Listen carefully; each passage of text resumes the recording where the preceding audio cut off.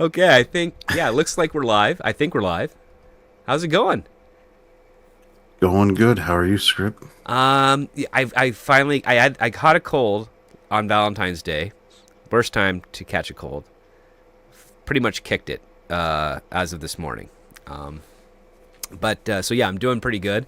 It's weather's nice here. We're in the pluses in our temperature, so it's like +2 up here. So snow is melting, having more rain, but there are a couple of storms, on the horizon coming in right now. So it's going to be a short reprieve of nice weather. How are you doing, man? Good to have you here. Yeah, doing great. We are actually also, we've got like all of a sudden, it was like 60 yesterday and beautiful and sunny, and it felt like, all right, spring's going. And then tomorrow it's like winter weather. You're Hmm. coming. It's gonna be storming. I hope you're ready for snow again. I'm like, you son of It's like you, mm, crazy what Mother did you Nature. do? Yep. It's come on, man. Make up your mind. It's, Why can't you? I think like our generation is like the menopausal generation of Mother Nature, where it's just confusing all the time for everybody. Like for thousands upon thousands of years, it was always like relatively, oh, this is the consistent way we track weather and seasons and snowfall. And then something happened in the 20th century where Mother Nature's like, no, I'm getting hot flashes here and there and getting cold chills, and we're all suffering this, and it could be like this for many centuries now. Before it no longer gives life, I guess. Is that how it works? Is my analogy on point, twisted as it is? Yeah, I mean, whether you climate change, yeah. I think it's just better to call it like Earth's menopause. It just makes more sense. It's 4 billion years old. Well, well, I like to, you know, not to deviate too far from scripts, but when you look at and you try to explain to someone who's like, you ever see the pictures of what Earth looked like when dinosaurs were walking around? Did it look cold? Like, and then I'm like, and you know that we're coming out of an ice age, technically geologically. Like we're not that far Yeah, from it's an ice only a few age. hundred thousand Like, years out of an ice age, possibly going towards another one I mean, in another few there's a hundred thousand place, years. Yeah. yeah, there's a place called Glacier National Park. You Hmm. can still walk around on a glacier that's in the middle of the land because it was so cold, everything was froze over. It's naturally warming. It's just like I was, or before the even before the Industrial Revolution, I was like, I live in Virginia in the United States. It's pretty warm here. Hmm. And the first settlement is in Jamestown, down in the lower right-hand corner, like on the coast. Right. And you read about like when they came over in the 1600s, and it was like the winters were so blaringly cold, people were dying. And I was like, there's never been that much snow on the ground in Jamestown in my life. But more to the point, like it had already warmed up even by the time like 60 years later. Yeah. Like when not even 60, but get to the revolutionary period, Jamestown and those places weren't winter hubs anymore. And that was before the Industrial Revolution. We were warming. Hmm. The Thames used to freeze over and they would do, skating on the river in London. And before the Industrial Revolution, that was already having to be stopped because it was getting too warm for that to ever happen wintertime. So we've got plenty of records that it was already getting warm before we started burning anything. So Yeah. Again, whatever. I look at it this way: every billion years of Earth is like 10 years for a woman. And we're in the 4 billions. That's the 40s. That. Yep. The thing is, we still love her. She still helps us, but she's going through a change, and we have to weather it. Um, that's one of the things that my dad says. Like you don't understand what it's like being a man because you have to experience menopause twice. First with your mother around, then with your wife, and experiencing it with your mother helps prepare you for your wife. so so there you go. Now you got the whole world here. And speaking of mothers, that's one of the interesting subjects of our script tonight. So with that being said, let's get started. Welcome to Scripts Yep. on Saturdays, the only screenplay review show on the interwebs discussing scripts both professional and amateur, circulating around Hollywood, giving you, the TV and movie-going audience, a behind-the-scenes and inside track on what writers are pushing and what producers are buying. I'm your host, the Script Doctor, and joining me this week, returning champion, Lil Chad from the Ascendant Art Podcast. How's it going? Going well, going well. Happy to be back. Yeah, it's new year, new season, and yeah, it's we've got. I was perusing some of the scripts that it's on the docket for this season. I've got up to about episode 165 planned out, and there's a wider berth between like what appears to be like good and bad, which means like the bad ones are really really bad, but the good ones are really really good. so. So I'm looking forward to that, and we'll find out if tonight's script is in one of those two columns or not. Speaking of which, this week we are reviewing a screenplay being that has been adapted off of a short story. The short story is called the same title, "Is This You?" by Katherine Harlan, but we're going to be covering the screenplay adaptation "Is This You?" written by Kaitlin Fontana. Little Chad, please share with us the log line for "Is This You?" Sure. So, Maura and her mother, Jean, have always had a tricky relationship, but when Jean starts publishing essays about her troubled daughter's teenage years, those versions of her appear like hormone-fueled poltergeists hell-bent on ruining the real Maura's tenuous adult stability. Yes. Synopsis. Maura, now in her late 20s, has carefully built a fragile sense of normalcy after years of estrangement from her domineering mother, Jean. When Jean begins airing their private family history in public writings, manifestations of Maura's younger selves, from toddler to teenager, start invading her present life in increasingly disruptive and uncomfortable ways. As these spectral versions challenge her choices and force buried memories to the surface, Maura must confront whether she can ever truly escape her past, or if it's destined to destroy the stability she's fought to maintain. So this script placed 52nd on last year's Blacklist, the 2024 Blacklist, with 11 votes. And it is definitely a very low budget intended film. Mm-hmm. Intimate in its nature. Let's break it down, I guess, by acts. Chad, what was like your first impressions on like the first act of the script? So, the first act I actually thought was more promising than what I would get later. It had because they introduced some threads that I really that ended up not paying off at all. But the first half had it had a again, I'm going to start out by saying when I'm reading scripts and I try to keep and approach it with an open mind because the it's a tiredly overused phrase, but this stuff wasn't meant for you. With movies, you're not always making a 4-quadrant for everybody movie. And in this case, I could tell from the beginning, from the first act, that I'm not the target demographic. I'm not the group that they would want to see. And that's fine. You can make movies if you do it with the right budget and the right planning. You don't have to appeal to everybody. Like horror is not for everybody, which is why you make it at a low budget and sometimes it hits really big, but otherwise you can still do things profitably. This movie isn't designed for me. I would even venture to say it's really probably not even meant for script as an audience, right? Like they're not the people, like when they would be marketing and advertising this, at best they would hope that possibly our wives or significant others would drag us to it, but they wouldn't care if that didn't happen. That being said, it was competently written. The first act specifically, I would say I would say the first act is actually the strongest out of the script.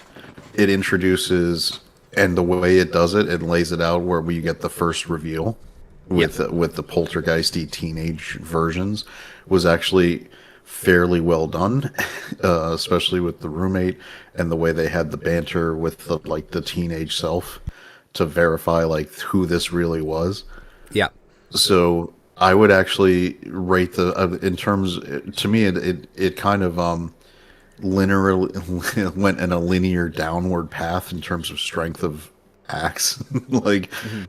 because I was expecting a better resolution by the end, and we did. In my opinion, we didn't really get a really good resolution to anything. So the first act is the strongest. Laid out a few things that we didn't get any payoffs on later that I thought were being laid out specifically for that. Right.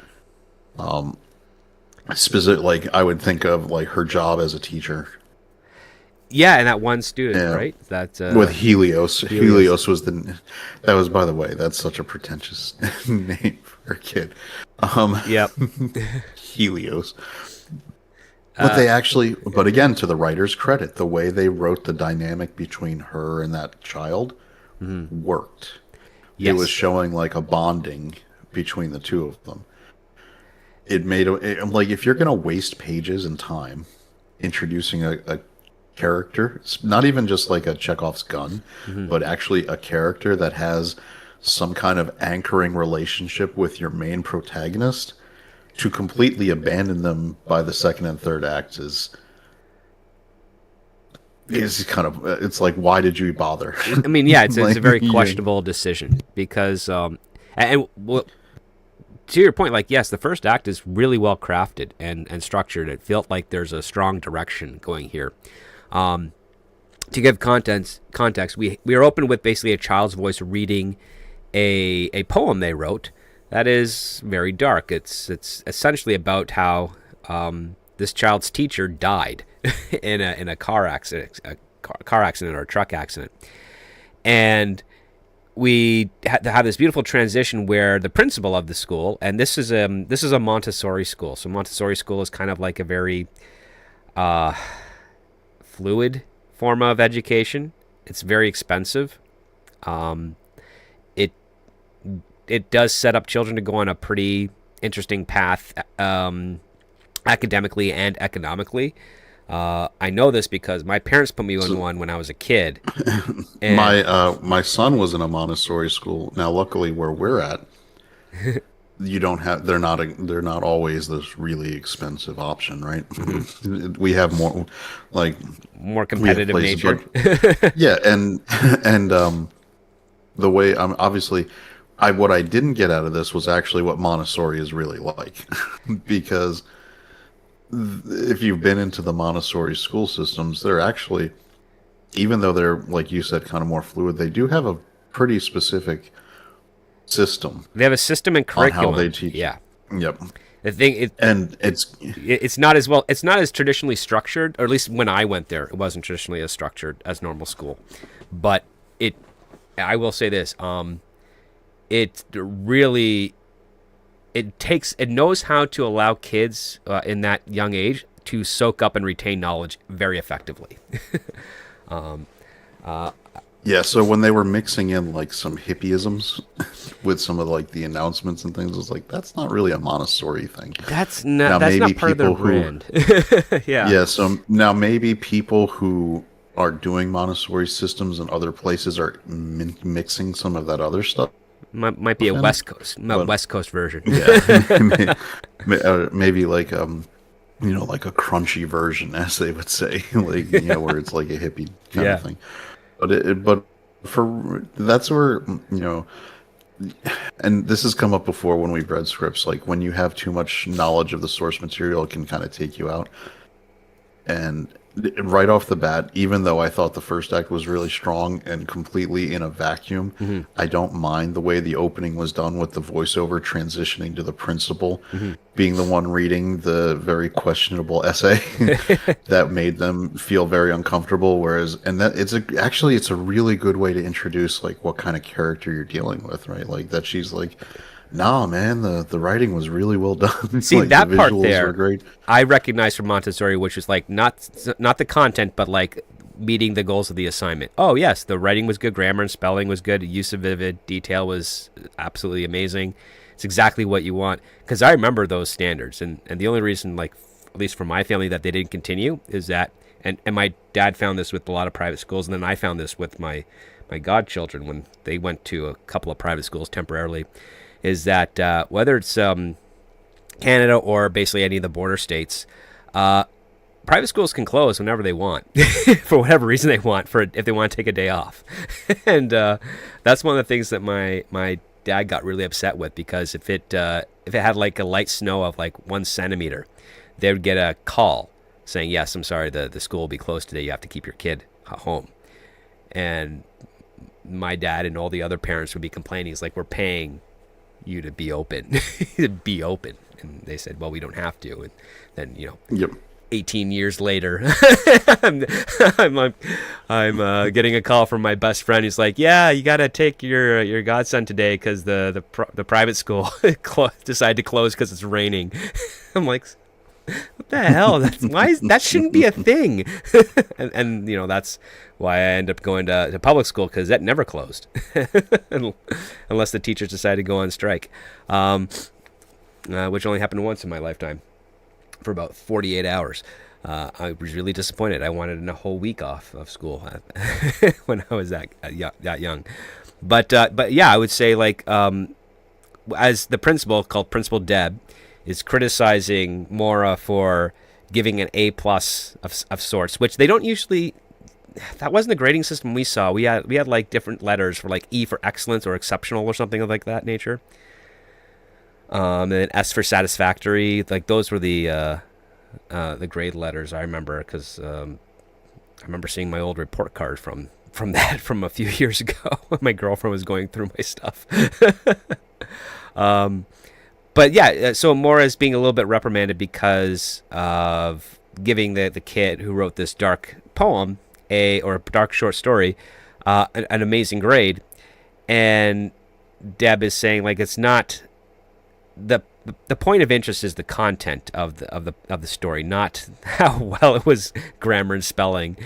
And my thoughts, this is the note that I had, which is like, okay, but if this kid has some dark thoughts, it's not the teacher's responsibility to curtail them. It's the teacher's responsibility to inform the parents that the kid has these dark thoughts and have them try and figure that out. And the teacher in a support system at the behest of the parents' interest with that. Not what Principal Deb here said, which is basically like, you've got to, like, work harder with this Helios kid to make sure that he doesn't go crazy. And that's essentially, the principal saying, you as a teacher have to act like a parent, which is horrible advice for principals to give to teachers. But I also thought it made it kind of interesting as to the atmosphere of this opening act, and what we slowly start to learn with regards to Maura and how she's trying to be a more encouraging and nurturing type of person to at least to her student, than what we later see when it comes to Jean, who is very manipulative, controlling, and definitely untrustworthy, I would say. Yeah, yeah. I don't. I mean, yeah. I mean, it's a weird opening, but I thought it was a pretty effective one. We saw two different styles here. Yeah. Yeah, I liked it. I mean, like I said, the first act is definitely the strongest. Mm-hmm. We have the initial part with the way they transition the voiceover into the conversation. It's an excellent way to introduce your protagonist and give a feel for and based on the rest of the script, this is a good introduction to her character. Mm-hmm. It's useless about the actual relationship with Helios, because that goes nowhere. Which is tragic. So that's kind of wasteful. Yeah, because they were laying the groundwork, and this is something where eventually, like later when we talk, in terms of notes I would say you need to tighten up the resolution and maybe rework the relationship with Helios in as a healing one in the third act. Yeah. To really provide a satisfactory conclusion. That being said, I also didn't mind the theater scene that follows this up. Yeah, I thought it was pretty funny. Yep, it was, because it was a perfect way, again, to introduce, when you're introducing, in this case, the relationship between the daughter and the mother, and this is where totally got Postcards from the Edge vibe on this one. Yep, I hear If you. for some of our older movie lovers who remember that movie, which starred Meryl Streep and was written by Carrie Fisher. Carrie Fisher, which and it was semi-autobiographical about her relationship because people forget Carrie Fisher was a nepo baby, She and was a her legacy, a mom, Hollywood legacy. yeah, Yeah, Eddie Fisher and Debbie Reynolds, who yep, were huge in the golden age of yep, Hollywood. Yeah. exactly. So, it's in this case, this movie is hitting all the right chords for mothers with troubled relationships with their daughters, Right. and really from the specifically from the perspective of the daughter being not happy with her mother. And Yeah. that's why I said from the beginning, like, this is, I'm not the niche audience for this, but I 100% see there is a niche where this would fit and could be successful with, keep the budget right. And you're gonna, again, I wasn't the right audience for Twilight. It made money. I wasn't It, the right audience for some of these other things, but they can make money. In this case, this could be very appealing to especially a female skewing audience. And so these introductory moments in the first act play to that strongly, and they would work really well to that audience, in my opinion. Even the jokes that I thought were kind of hurtful and didn't land were very Sex in the City like. mm, When right after we get the theater introduction, we have a private moment with with her her mother boyfriend, and and oh yeah, again boyfriend. Yeah. we have the yeah, the mother and boyfriend have a dinner together, and again we get very Sex in the City style dialogue about the daughter and her boyfriend, Ye- which doesn't hit for me, but I've watched enough of that way back when to know that apparently there's a female audience that is very good with that kind of candor in conversation. Yes, they're So good with it, and again, I've putting just I've trying to put overheard that it hat too. on. I've overheard candor like that Yes. in places before. It's So and yeah, and if this is why it's really important to be intellectually honest when you're reviewing something, because I hate it when you just say something is terrible because it's not inherently for you, right. but it is well crafted for the audience it is for. And that there's an audience, and this is the other thing where there's actually an audience. Like you can see exactly who this was written for, Yeah. and that it could work. And that's why I think this is different because a lot of people in this sphere of YouTube are like, "Where's this alleged modern, so-called modern audience that's going to take all the?" This isn't writing He-Man for like feminists. Like No. this is writing a movie that is aimed at specifically daughters. Yeah, specifically I young would say women even and yeah, even like older moms. Like it's definitely no, in their pool house. yeah, It's target specific. It's unashamed about that, which I think is even better yep, for it because it's not trying to placate or broaden out to to a different hmm demographic. The other part too is that it is deliberately designed to be a very very cheap movie. Like yeah. they're not pulling Like any this is the kind punches of here. thing. Yeah, in terms of set design and locations, you can do this on a Hallmark movie budget. Yeah. And as long as you get good quality actors, which is, it reminds me of the indie space in the mid and late 90s, Hmm. where you could make really good movies that were character. These are all character study movies. They're psychological character studies. They're not. There is not one special effect needed in this entire movie. it's it's not like that, right? I suppose maybe if you Not can any have optical effects. I put it the that way. double, Yeah. yeah, yeah, not in the optical effects, but stuff that you can do like old fashioned way pretty easily. Yeah. That being said, like it would all be about casting. Like you'd want to get a name or an up and comer, like somebody who either, as I would say that more likely, the mom would be something where you'd get an established name and then you could save some money on the like lower tier, like either someone transitioning from television Hmm. wanting to do like a showpiece acting role. I remember when Katie Holmes wanted to transition. She did that movie Pieces of April. Right. Something like that where you're getting a younger kind of, or in this case, not younger per se, but like right around 30-ish, Hmm. female actress wanting to maybe level up, and you get maybe an established older woman. And it seems like, the Nicole Kidmans of the world are moving into these roles as the mother, where they are understanding and taking that step. Yeah. Casting wise, you could, aside from, again, casting is where you'd saw like if this movie is a straight to Netflix versus a possible theatrical release with buzz, is all about how you're going to cast this thing, what you can cast, maybe like who's willing to come aboard, right? Hmm.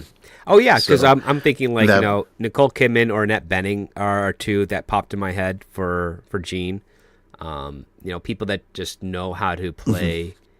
They know how to play like the fun and charming characters, but they also know how to play the people you love to hate. Like Annette Bening, especially because of American Beauty. Like you love to hate her in that film.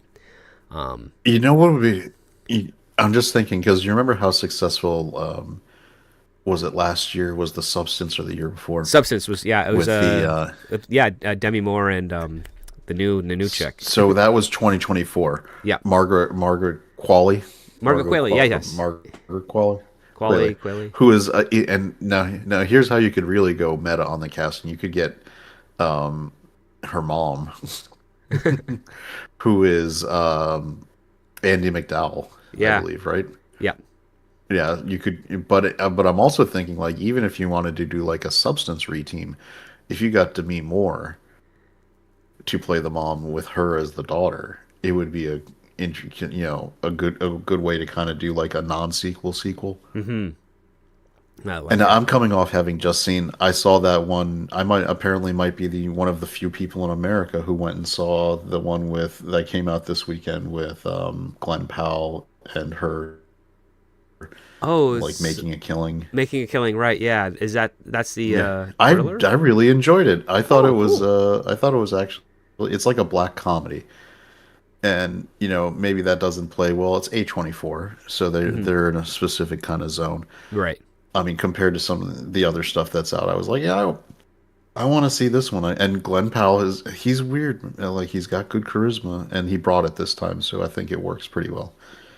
So I would recommend you go check it out because I think it's actually fairly tightly written in an entertaining way, and I think I'd like to, whether here or on other shows later, hear your opinion on it. But that being said, that's where casting, things like that. Margaret Qualley was in that one too, and I think she's actually a very strong actress She for her is. age. Yeah. She came on strong in Once Upon a Time in Hollywood. She's done some interesting work Well, since then, yeah. Well, like she started off specifically The as Substance. she started off a little bit as a model, and then Andy kind of got her to help do some presentations at some awards events, just kind of get people to see her again. And then the other part, which I also thought was kind of interesting, is that she didn't really um, use all of her pull as Andy McDowell's daughter to get to get work, which you kind of see more often from children of stars who are born in like the 80s or early 90s. They're already around and surrounded by the industry, but there's like two tiers. There's the types that they'll be like, yeah, you're this guy's son. Okay, good for you. You know what? You did a short film. Well, good for you there, boy. Like the patronizing parts, and then there's the others where and these usually come out from like the outside circles within, where they will go after the children. To get them in part of their production to get secure financing and not care, and that's where you get into more of the nepotism type of stuff. We were like, well, why is this guy or this girl in this really terrible movie? It's like because no one else would take them seriously to be as an actor or a producer or what have you, and so this person, these entities kind of latched onto them to help, embolden the career, and then that's how someone like a Max Landis kind of made a little bit more of a name of himself, even though he did have a couple of very fascinating scripts, but that voice that he uses is no longer really interesting from the old guard or the new guard on approach. Yeah, he got canceled pretty hard. So I don't think you're gonna. In addition to kind of like he was a. There's this thing where, and I feel like this is also a trap that Ryan Reynolds has fallen into now. Mm. Like he works as Deadpool, Yeah. but that specific like tone is very dated now. Oh yeah, Like it's very we've seen it antiquated. now. We've done that, and it doesn't. Yeah, Well, yeah. Well, I yeah, mean, that like self-referential, ironic humor. self-referential, slightly self-deprecating, ironic, cheeky, sassy, metrosexual humor. For Max Landis, oddly enough, And also he was hurtful. a little hurtful. Yeah. Max Landis was kind of one of the forefathers of the whole ideology story movement. So because he did some things, a lot of the scripts that he put out there that weren't produced were definitely promoting a lot of the stuff that have tainted much of the culture from, I would say, 2015 to 2020. Fortunately, that fad has kind of burned away. It's still remnants around, but it's nowhere near as prominent as it once was because it's no longer as shocking. It's no longer raising eyebrows with interest. It's now raising eyebrows in response to rolling your eyes, much like how Mora wanted to describe her mother's play and the horrible acting of it, calling out the gross references to their interactions from their past, which Gene tries to hide, saying, "Well, I mean, it's much as your story as it is mine as a mother." It's like, yeah, that's not a very twisted way to interpret things about your life. um, and yeah, and the attitude that she brings. Yeah, yeah. go ahead. Yeah, the first act hums along pretty nicely. We go from the introductory scene at the school to the play to the dinner, then to again, not my sense of humor, but probably would play well to that audience. Awkward moments in a bedroom. Yeah, a And really awkward moment where, because we get an establishment that Mora dating Leo. Leo is like this good-looking kind of puppy dog, but idiot savant sort of sort of thing. And Gene asks why she's into him. He's like, yeah, he's loyal, he's an idiot, and he's also, he's packing some meat. And then we get the awkward moment where they're together, Mora and Leo, and Leo, yeah, it's this weird moment where Leo's like, right in the middle, he says, "Do you think your mom likes me?" It's like, that's not, why would you ever bring up such a question in supposedly an intimate setting of this type?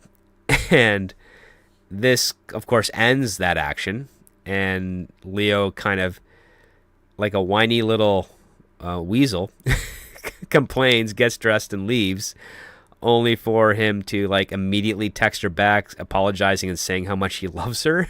And we get the sense that this is a repeat type of situation, because Mora doesn't even show any type of courtesy towards Leo at all. Like I get at least I got the impression that she treats Leo more like an object than someone that you'd want to actually invest in a relationship with. hmm yeah, exactly. And so, again, that's why I think the first act is really strong. It gives you 100% great, organic, story based introductions to these characters. Which is, we've read some bad scripts. They can do that really badly if you're not writing well.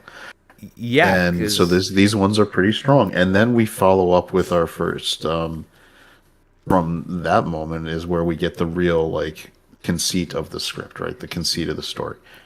yes, and this all We get our happens within the first 15. This happens all within the first 15 pages. Yeah, Like we get this tons. is paced really well for what it is. It is, That's 'cause something just wrong. we're getting ton of information, not as an exposition dump, but actually through conflict and dialogue. And we're just flying through like the beats. So it's, okay, there's her disciplinary talk at school, seeing her mother's horrific play exposing private secrets of her childhood. dealing with her boyfriend, dealing with her mother meeting her boyfriend, dealing with her boyfriend after having him meet her mother. And then now in the morning, it's like we meet the roommate who's kind of chipper. They got their little kissy thing.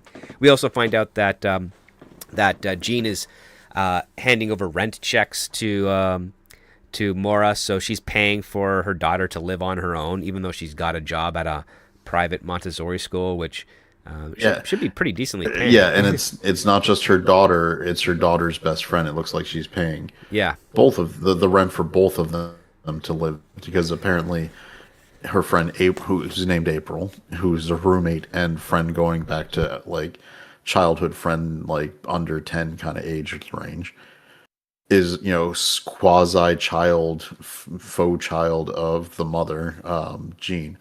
So she's paying rent for both of her girls, to live. Yeah, to essentially live on their own while they're working. Again, this is why menial jobs. Yeah. So this is again, this fits for people who may be in chat and are like, well, this doesn't sound like. Understand, we're on this show.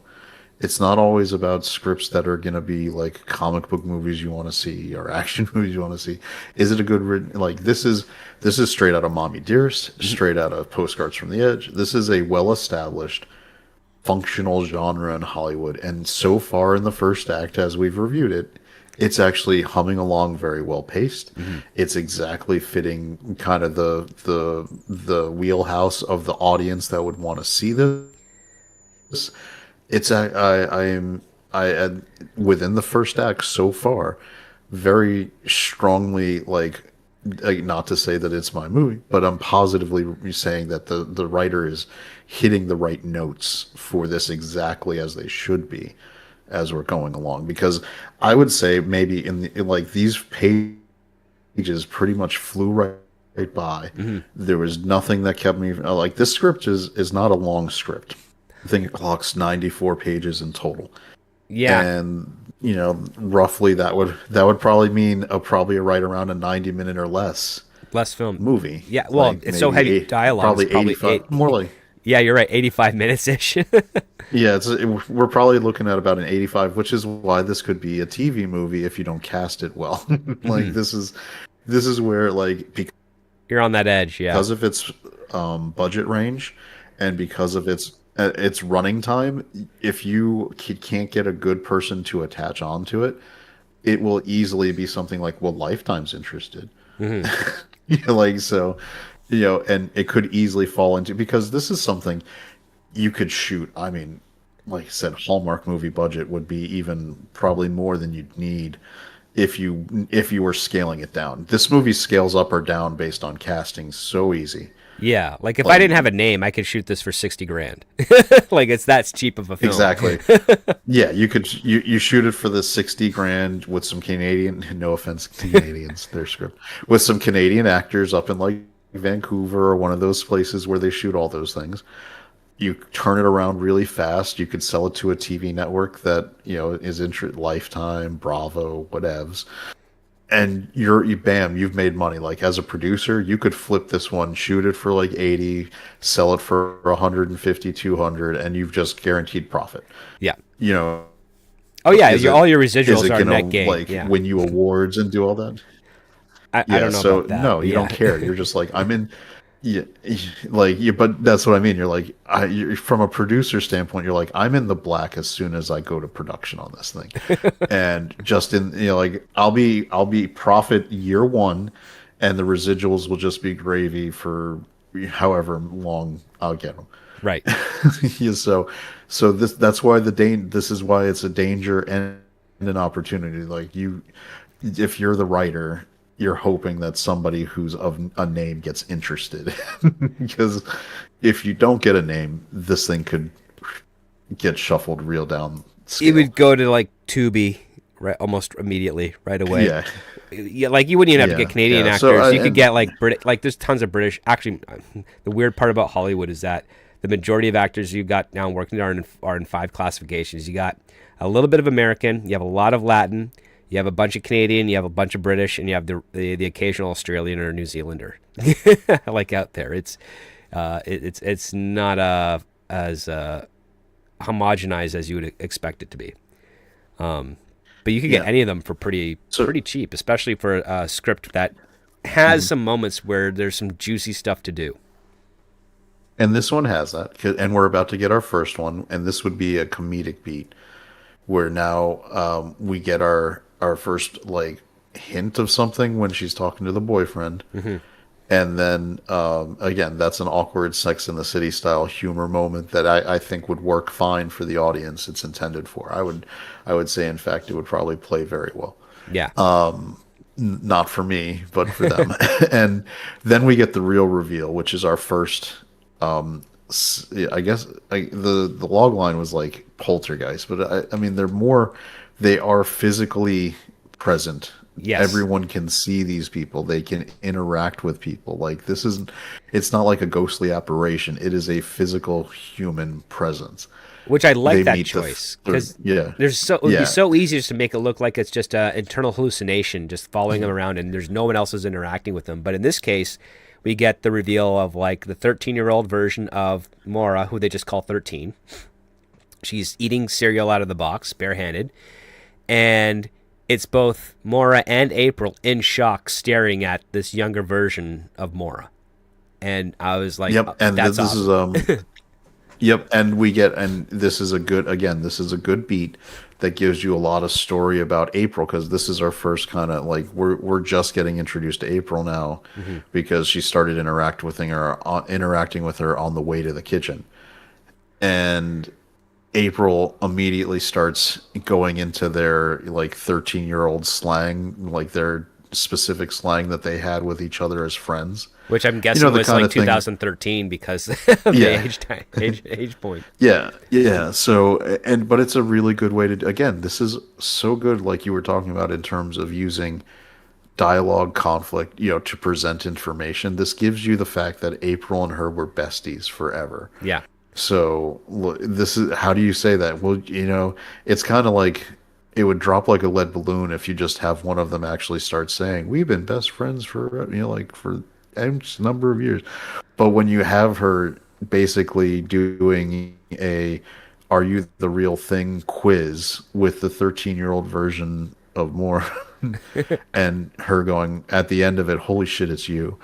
Yeah, pretty Like, much. It's like that's your yeah, confirmation it of was. like, yep, she knows. It was again. So the first act is a really well done for every interaction, giving you dialogue conflict driven information on the Yeah. background of all of our characters. And it's a funny moment. It works. The way it's described works really well on the page. It flows very quickly. Hmm. And even our first, and like, then we're faced with what do we do with it? This is the other thing where I agree with the choice, like you do, about making a physical presence. It introduces another point of conflict. Like, what do you do with a person when you have two full-time jobs and you can't just leave a 13-year-old It's not an apparition. It's a physical 13-year-old girl. I mean, Like, yeah. what are we gonna do with her? It's like, well, lucky she's 13 because you can technically leave that kid alone home in most states at that age because that's legal age, I think, Yeah, where you can have them. They could have like an undeclared babysitting job. But at the same time, it's like, no. I like the subtext of this is that yes, it's a 13-year-old from, you know, around like 16 years ago. Like she's also out of time. like she's time traveled to the future essentially. yep. It's like And you can't just leave yeah, her alone here the because dialogue where the shock would be no, different. yeah, and the dialogue with her basically shitting on her older self is Yeah. actually pretty well done. It's set up and done nicely. It's making April laugh, which is funny, and making her like this is you, like this is who you've always been. Yeah, commenting on So Mora's bangs just like her mother did earlier. yeah, It's like your bangs are yep, fugly. It's like, oh. yeah, that is a nice. By the way, it was a good use of like moment in time slang Hmm. because they even go like, "Did we? Yeah, fugly was such a stupid word," and she's like, "Yeah, but it worked then." Yeah, this means funny ugly. Because yep, Yeah. yep, because but that's a really good way to do it because, like you said, she is a out of time character she's gonna say like it'll remind not that it's I don't think it's on par with Back to the Future, but the way I think of like Marty McFly going into the diner and he's like, I want a Pepsi free. Like in the 80s, that was like Sugar caffeine free, free, or right? sugar free or caffeine free. Sugar free, caffeine free. It was like it was their version of like Diet Pepsi Yeah. before. It was because they wanted to be different than Coke. And the guy's like, "You ain't getting nothing free around here, kid. You're He's like, gonna well, then pay give me a for it if you tab. It's want like, no, you got Tab. You have to pay for something. It's like Tab's a For brand some- of cola. Yeah, because Tab didn't come around for a while. Like, Yeah. right? Yeah, like in the 50s, a tab would be something you'd open because diners and bars would let you have a tab, right? Especially if So, you're a regular customer, because that's how it'd do. It'd be like a yeah. weekly thing or something.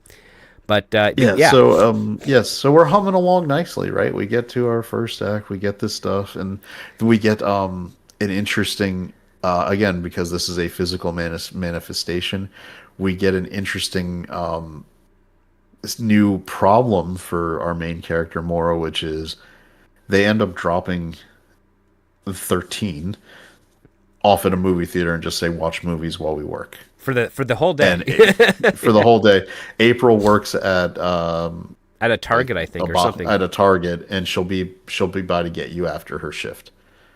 Yeah. And so they just give her a big bucket of popcorn. She loads it up with butter, and she just Goes to So, watch some movies to for. watch I guess she'd be movies. watching what, 4 And movies as that she's day. just apparently, well, yeah, probably that I did that a couple times in high school during summer when I was working at a theater and I didn't have to pay. But what we're finding is that much like in movies about twins or something where they share like a physical connection, in this case, this is a 13-year-old version of her existing in this time period, Yep. and the food she's eating, the stuff she's feeling is now transferring over to adult Mora. Right. So Which is anything that happens to the young one. It's a nice again. You It's a don't- nice conceit. Yep. Yeah. And it's not like what they did in Now Looper, it does lead to some. Yep. Yeah, where it was just like where like yeah. it's not like you chop Tom- off her hand and then all of a sudden her hand fades away and you got a healed over thing. It's actually more active. It's like if she gets cut, the cut appears and it's still a fresh cut like that. It's completely in sync, and I thought that was a pretty interesting gimmick. Yeah. Yeah. For people who might be GI Joe fans, it's like Tomax and Zaymot, like the twins from the. You hit one, the other feels it. Yeah. Yeah. So in this case, yeah, whatever you're doing to the connected younger version, she's dealing with. In this case, she has bathroom issues as a result of the teenager just like going Eating to town. Ton of butter popcorn. Because and here's the thing, as we all know as adults, we can look back and be like, how was I able to eat like that? Because you cannot eat the same way you could when you were like 13 or 14. Once you're like hit 30. Yeah, because you stop growing, so your body's not replicating cells to get to maturity anymore. It's now trying to stabilize itself and not degenerate. So like wow, like all those when calories, you were in puberty, you were burning like 4,000 or 5,000 calories a day just by sitting down. Yep. So so it was again very well done and doing pretty well, but that I would consider that kind of the end of like and then we kind of she goes to pick up she finds out that 13 like she's dealing with these physical issues and 13's gone, like not 13's gone, April doesn't pick her up, so she goes to get her and at the movie theater. Yeah, and she finds out that April was there to pick her up, but 13 basically just insulted her and shooed her away, and April just abided by that. Which I thought think was it was funny. actually it was an interesting conversation that they end up having later, which is April talking about you were really mean, and you've gotten better as you got older, but I couldn't stand to be around you like that again because I'm not 13 and I'm not going to take it. And it's like, yeah, again, these are good ways to give you insights into the characters, right? It gives you an idea that maybe April was kind of the follower character to more or as kind of jaded leader person. And so and now that they're more functional adults, April as a more functional adult is like, I'm not going to just sit here and be berated by you again. I did that when I was 13. I wasn't really a fan then, but I put up with it, and now I'm not. Yes, and we have this really interesting conversation between 13 and Mora when they're in the car, because 13, I guess, brings up a boy, or was it Mora? One of them brings up a boy that 13 calls like Uniball because he fell and broke one of his testicles, I guess, or something of that nature, and like he jumped off a cliff into a river or something. And what's funny is that Mora correctly remembers the guy's proper name, and 13 calls him something else. I think it's like Matt or Mason is the two names they're in dispute of. Mason. Yep. And which this is our big reveal clue. Big reveal clue that it was like 13 says, yeah, she says that he's kind of cute, and then Morris says it was definitely Matt Morrison, and I didn't think he was cute, but Jean thought he was cute, and she told me I should ask him out. And it's like, there we go. Yep. and this is Jean was the one who always got his name wrong. Yeah. And here's the other interesting part. It's like this plants the idea that at 13 was coming to a Rubicon of sorts, where up until this point she had been very much loyal and obedient to her mother, and after this period she then spreads out to be rebellious and trying to find her own identity, because her identity at that point was to be do whatever mom says. And that's and it's not just as a sense of like, basic chores or rules. It's like in every action, in every part of her life, you do what your mother says, which leads to crazy people when they realize they have agency of themselves. Now, what I will say again, which is a smart move on the part of the script, that if you follow back to when they were going to the play, you got a lot of hints at what this dynamic was like, even from the what should one call it, even from the perspective of Jean, because she was the writer of the play. Yes. I believe it was supposed to be like 17-year-old her. It was 17-year-old her in the bathtub threatening to end herself, and the mother is written in a way where she is the victim in that situation. And that's one of the things that kind of comes up with Jean, is that Jean would say, to Mora, you're a very difficult child to raise, and it made things really hard for me, and it wasn't easy for me. And motherhood, it was basically Jean just made it all about herself.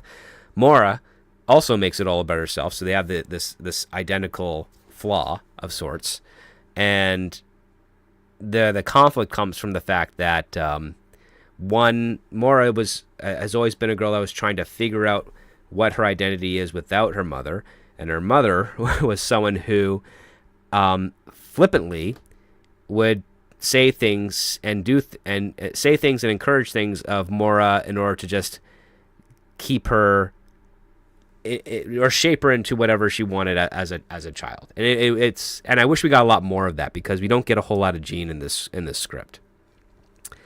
And this is again, now this is where effectively the first act ends, because we in this like mutual realization moment within the car conversation, that's when 13 kind of vanishes. Operates. Yeah. Yeah, and what's interesting is, again, there's a physical repercussion to Mora when this happens. She actually feels a sense of loss of a piece of herself, as it's described, it just like went away. So because it was connected to her and then it was gone. Now we found out through this conversation that this is a incarnation of her that is from the imperfect memory of her mother, not necessarily directly her. But it was still connected to her physically. And I would say this is the end of the first act.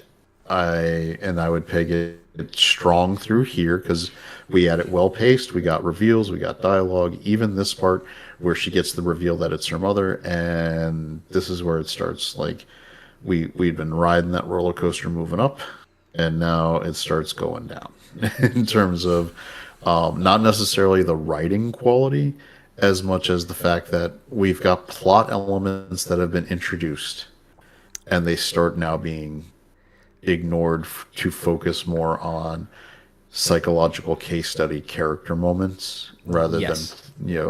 rather than actually working towards a resolution of your plot threads, The which is concept why this is oh, go ahead. this is why this is weird, because it kind of abandons the cause and effect nature of what's going on here. Because when she comes home, and April's asking where's the little kid, Maura tells her, yeah, she just kind of vanished. And then April shows Maura an article in the New Yorker, which is an essay written by Jean about 13-year-old Maura and the eyebrow piercing that she has, because this was a subtle part here. She had an eyebrow, 13 has an eyebrow piercing, it's infected, and it was causing irritation for Maura as well. And this is where April kind of says, somehow, when your mom got the story published, that kid appeared. And so maybe you should probably call Jean to find out what's going on here. So this is a supernatural element. And mild spoilers, it is never answered as to how this happens. It just does. I was a little disappointed in that. I would have loved to see an interesting supernatural explanation of this. Especially if it related to Jean and how she interacts with her daughter and other people. But sadly, that is that is not the case. But yeah, this is where your first act sets up everything, shows you some of the rules, shows you the oddities that is due for Maura to explore. But one thing that it is missing entirely, well, there's more than one thing, but the one main thing is that Maura doesn't have a goal in this story. She is very reactionary to this. And every time there's another version of her pops up, the short-term goal is to deal with her, and there's no real, I guess, way of conveying how do you deal with the next variation of your younger self that appears. And so we end up going into this kind of loop with every other version of Maura that appears as the days go on. And it does start to like unravel things. But what I really do appreciate about these other versions of Maura is that while Maura and April recognize the familiarity of these other versions, these are still versions that are from the perspective of Jean. So there's a little bit of doubt as to how extreme these versions are, if they are in that case. What were you thinking on that as we started to seeing other Mauras appear as the story moved on? All right, so this is where for me, it starts getting, I mean, there's a lot of reasons it got off the rails, but having multiple incarnations at the same time broke what was, I thought, going to be kind of the setup and made it more complicated. Like, you're adding unnecessary complication for your movie because even, like dealing with one at a time and having the rule be, it's almost like quantum leap where in this moment in the concept it would be more like self-actualization through realization is what resolves the doppelganger's presence. Like, in 13-year-old it's realizing that it was the mother controlling things and that you didn't want to be there. With the younger versions about your need for security and safety and providing like safe places and love and that kind of stuff, Right. and then they would be gone. Unfortunately, once you start having you've got to be a little strict with having some rules when you're going to do stuff like that. or it's going to go off the rails because a questioning audience is going to go, well, wait a second. How, like, in this case, we've established there's physical connection between her and the other, usually at this point, single incarnation that's present. Hmm. Once we have multiple incarnations, like, who do you feel from? Like, they're all here. Like, is it one at a time? Do you feel from all of them simultaneously? Like, it opens the door to too many questions. And they I don't feel handle like it effectively when they start to no, get there. Yeah. no, and that's why I said that the script becomes very disinterested in trying to deal with what's happening and more focused on the feelings and the emotions and the character moments, the character studies, which is fine. I think it could still play well to its audience that way because they may not be as into the details about some of that stuff if you're using it purely as a vehicle. If I would go back and either rewrite away the physical connection Hmm. or and stick with that way you can have multiple incarnations without the like hiccup, or I would stick to one incarnation at a time because I don't know that it necessarily is necessary for the story at any point to have the multiple incarnations aside from creating a scenario where she had to go to someone who apparently was of a very questionable nature to Mm. get money. This is also really troublesome. The one male character, we have two male characters like with lines in the entire script. Yeah. One is Leo, who is the boyfriend, and then the other is Clint, was Quint, who was who's a pseudo uncle, dad's best friend. They shared a practice together as doctors. yeah, and is also at this point the AA sponsor. Her AA sponsor, and they may have had Oh, a romantic relationship when she was underage. yeah. So there's so many things wrong with what we like, and the way that some of these reveals are just kind of treated so nonchalantly. I think they appeared that way on the Yeah. page at first, but I think there's like a deeper subtext going on here. Because what I gathered from this is that both Clint and her are alcoholics, and that's kind of what they bonded over.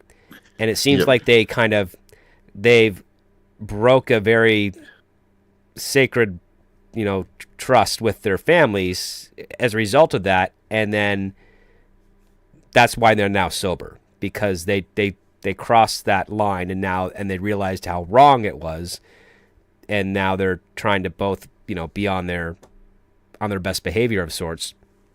And we definitely get a strong version of that from Maura because she's very strict about being sober, and even though she after first dealing with 13, she goes to the AA meeting. The stories are shared. And then Clint's saying, like, you look a little off right now. Like, are you using or anything? And she's like, no, I'm very sober. It's just I had a weird time. And she doesn't reveal anything about 13. And you get this sense of, like, it's part fatherly, but it's also part, like, more than that. And I thought it was played kind of interestingly. And it's definitely supposed to be, like, awkward and uncomfortable. But it's when we get to the next one, like when 10 comes around, and what Maura ends up doing there is just 10 just screams that she wants mommy, so Maura just drives 10 over to her mother's house and just hands her Yep. off, and then soon after that, the very conflicting apparition appears, and that's 15, and this one is. A punk rocker kid, so to speak. And this is where we get into some really heavy consequences because 15 is drinking and she's getting drunk. And now Maura is feeling those tipsy side effects as well at the same time. So both Maura and 15, even though only one of them is drinking, both are feeling the effects. And this is where Maura at work is, having some issues and ends up losing her job. And then she finds 15 and they decide to hang out. And now they're just both acting like 15-year-olds, going to the mall, racking up a bunch of money, stealing some things. And it is absolute chaos. And even April is just getting really like upset by this because she's now remembering like, yeah, this was a really tough time for her as her friend. And now she's back onto all the horrible habits that really tested them. And she doesn't want to deal with that again. And I think this is also like, it's an interesting elevation and conflict, but it's also a weak part of the story because 15 is just feels like she's there way too long. Like it just kind of drags out a long time with her, and I don't feel like we're getting as much character development in comparison, and effectively compared to what we got with 10 and the brief moment. What we got with 13 and the brief moment with 10. Like what were you thinking as they were constantly like it's 15 or 16 pages of 15? Yeah, I think so clearly the writer wanted to focus on that moment in her life because we get some later, I mean, I guess it's hinted at with the play, but about how she becomes very self-destructive. And that I guess the 15-year-old version of her is where like she started speed running down that path. Like, and if you think about it, now aside from our brief interlude with 10-year-old her who wanted her mom, we're seeing a natural progression. 13-year-old her begins the separation and rebellion.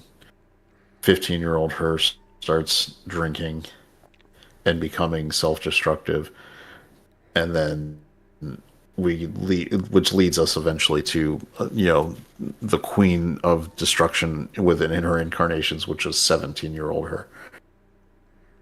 Yeah, and now, that's her darkest and scariest point.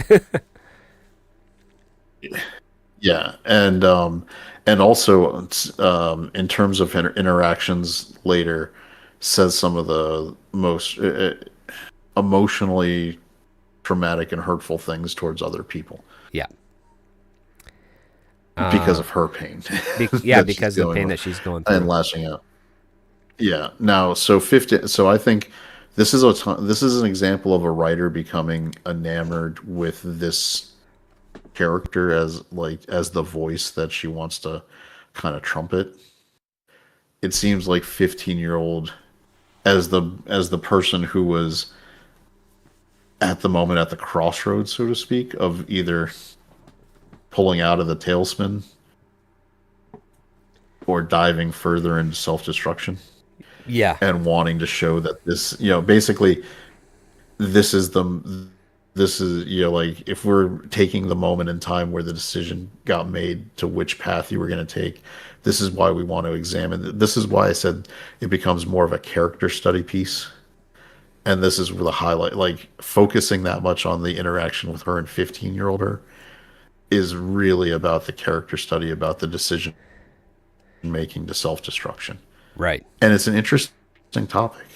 I think, again, it could play very well with the audience it's intended for, because I don't know that it's that uncommon for people, especially in this, not to be gender biased, but I don't think that it's that common. It's not uncommon with teenagers in general, but specifically female teenagers have much more risk of mental health issues. This is borne out in pretty much every academic study that's ever been done on psychology, that because they're more attuned with specifically. Yeah, because they're more attuned with empathy, and empathy can be easily messed with, especially from other empathetic people. And one of the biggest trigger aspects of that we can see in the present form for Mora, that we can easily infer from her past part, is the reveal of the book, like Parthenogenesis, Essays of a Daughter Lost and a Mother Found. Like, that's an incredibly pretentious and insulting title, and it's written by Jean. And it's basically saying, like, it's got a subtext of admission of guilt, and also of horrible parenting. Is like, in the course of her being a mother, she lost her daughter somehow, but as a result of her losing the daughter, she understood what it meant to be a mother. and it's not losing a daughter in the more permanent of sense. It's the fact that the emotional and the relationship connection was lost. And in normal psychological papers, that would be a failure of the parent, because when the child rejects the parent, it's a reflection on the parent. You have the old saying of like the devouring mother, or the toxic mother, or the same thing with like the devouring father or the toxic father, like the one that just pushes so much of their own baggage onto their child, essentially trying to live their life through them, or relive their life through them, as a proxy. And that's how you end up making horrible atmospheres for a child that is still trying to figure out who they are and figure out how the world functions around them, and what direction they're going to go once they get enough information in order to make such a decision. And these types of there's a very interesting aspect that could be further explored in a story like this, because we have our character of Mora is aimless. I mean, she we find out after she gets fired that the only reason she had that job as a teacher is because of her mom. Her mom got that job based on a friend. And we find out that her mother is even looking at another place in publishing where she could get her daughter a job in editing. But we don't know what Mora's skill set actually is. And it also seems the fact that if her mother is getting her work and also supporting her, her mother has failed into allowing her daughter to be able to take care of herself without her input. So it's almost like she's manipulated Mora to always be anchored to her mother through, if not through a normal relationship of love and respect, but through money and dependency. And that is a very dark relationship to have. And you can understand how her 15-year-old self and her 17-year-old self was pushing the limits of things and battling depression, because it was the only way to kind of figure out who she was, or who she could be. Yep. And I think, while that stuff, and all that stuff I said is present in the script, but unlike within the first act, the second act really takes its time to get you to that conclusion, and then it doesn't really have a mid-act turning point until you get the other apparitions like popping in. And also I saw it as another missed opportunity, because there's the societal angle of this, which is you have a mother who is starting to gain recognition and celebrity and revealing intimate stories about her daughter. And we don't meet anyone outside of the family of Jean and Mora that has heard about or read these stories and is now looking at Mora in a different way, with more judgment and more scrutiny. And we're not seeing the consequences of that. All we're seeing is that as these stories are being published, various apparitions of Mora are appearing. And it feels one-dimensional from my perspective. What about for you on that, Chad? Yeah, so I think this is a good example of where we start getting our lack of payoffs. Mm-hmm. I think when we opened the conversation, I said that the script starts dropping off considerably after the first act, because we start getting into issues of character study versus resolving, plot resolution. Mm-hmm. And I don't, specifically the issues with the mother, Jean. Mm-hmm. Always playing the innocent. That's the other part about her. Yeah, and the resolutions and the discussions are always so surface level. You would think with some of the dynamic that we're getting exposed to, mm-hmm. there's room for meatier, exploration of the mother-daughter relationship. And this is where some of the great works in this genre tend to go. Like Mommy Dearest was a deep exploration of a vindictive and abusive mother. Mm-hmm. and the trauma that can, that put onto her child. Postcards from the Edge, the expectations that of a celebrity parent with a child moving into a celebrity role. Right. Not necessarily relevant to every woman, but it's something where the dynamic of trying to follow in your mother's footsteps and feeling less than, and the issues from, there's exploration and there's conversation and there's and there's a change of attention, right? There's Like, the mother is young and nurturing and important, and then as she gets older and the child gets older, the child takes more of that attention away from the mother. And how does the mother respond to that change in society and social relationship? Yeah.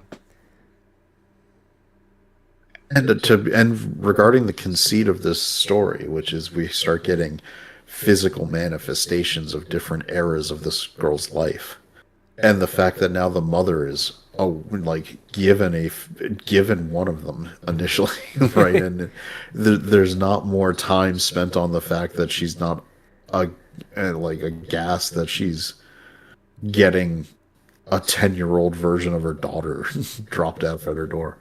Like, there's the questions about why, shouldn't there be more discussion about this? Shouldn't we be having deep conversations about what the F is going on? There was more time spent on Freaky Friday with Jamie Lee Curtis and Lindsay Lohan about the fact that they had body swapped, where they were trying to get to the bottom of it before they, then there was time spent on this one about where these effing things were coming from. Right. And that's a problem. You have to at least have a conversation about it. Yeah, and at this point, the closest they get is to be like, so you wrote a story, and then all of a sudden, a version of me appeared? Yep. And you don't know why? Nope. Mm-hmm. And you didn't ask about it? Nope. It's like, and you get the sense that, that gives us more insight into Jean, and that she's a very selfish person, and she's also the type of worst human being, a human being that lacks any type of curiosity, sees something that happens before them, doesn't ask why, but will just grab it and appreciate it, and when it vanishes, they'll be upset, but they'll never think further beyond that, and that's just a tragedy in my opinion. Now, where I would say that it is very possibly an accurate thing is that if this person was going to be your the most narcissistic person you've ever put on screen, mm-hmm. where they are only functioning from an environment of, do I like what's happened? Is it making me happy? And so I will take no consequence or delve any deeper into it until it makes me sad, and then I'll be mad that something made me sad. This is a narcissist works in a complete vacuum of consequence and cause and effect. Right. The full-on narcissistic personality only exists mentally in the moment and will only plan for their gratification in the moment. So the fact that Jean's doing this is, this would be something where you could start delving deeper into the fact that she's clearly displaying some of the most narcissistic traits you've ever seen in a person, where she's only the fact that these doppelgangers exist and brought her joy initially by being present because they reaffirmed her greatness as a mother. Yep. Well, there you go. She's happy. It's good. Yep. There you go. I'm not going to question it. Yep, that's done. So that's something that, again, we didn't really get. We get a couple conversations in the script between her and April where there's sort of mom's the worst, isn't she? Yeah, she is. Pretty much. Yeah, that's almost kind of level. No introspection. No, just the abstract of, yep, she's the worst. It's it would be more interesting to say, you know how horrible she is? Remember when this guy asked me out for prom and I said yes, but who picked me up was the guy that my mom liked, and she had gone behind my back and told him I rejected her, and rejected him, and then called up this other guy and then did all the arrangements, and now I had a horrible time because I was with someone I didn't like. That would be a great story to share, to get us an understanding of the dynamic between Jean and Maura. over here, because we get a little bit of that when 15-year-old Mora is trying to get like the junior prom outfit and talking about how she could manipulate her father in order to like getting her permission, and that's when we find out that her dad passed away like the year prior. And it just didn't. It felt like it needed more meat on that part there. Like I would have liked to know a little bit more. The loss of the father is so it basically casts a giant shadow over this story, but they never really kind of get into it. No, in a way I would that say that's really true, yeah. that does anything to analyze. Like we have the relation, like you said, the relationship with his partner, which went south. We have his death where he was a peacemaker. There's a reference when she's going to the hospital and early in the script, and she's like, "I'm not here. I know I'm not here to see my dad. I know he's dead." Like clearly, maybe there was like mental instability as a result of his passing for her, but it doesn't really ever get touched on.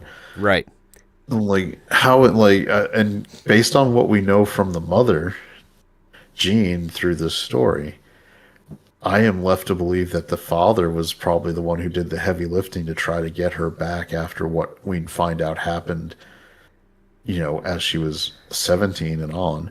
Yeah. That maybe he might have been the one who was there to help with the therapy and the recovery, because I don't think that Jean was.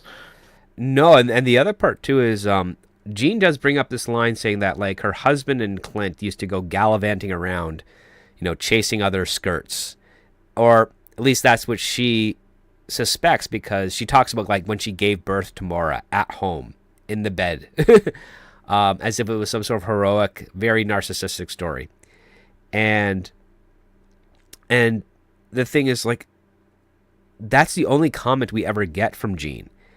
And so it raises the question as to, okay, well, if she if she has that perception to her husband, why did she stay? And was it because he was a doctor? And if so, can we get another hint to confirm that? But what we get a little bit from the receptionist, especially when she goes in there after she's dealing with the multiple versions of herself at her apartment. She leaves them there. She goes to the doctor. She says, "I need to be examined." The receptionist ends up is pretty, like, before she realizes who it is. She recognizes Mora and is like really happy to kind of see her.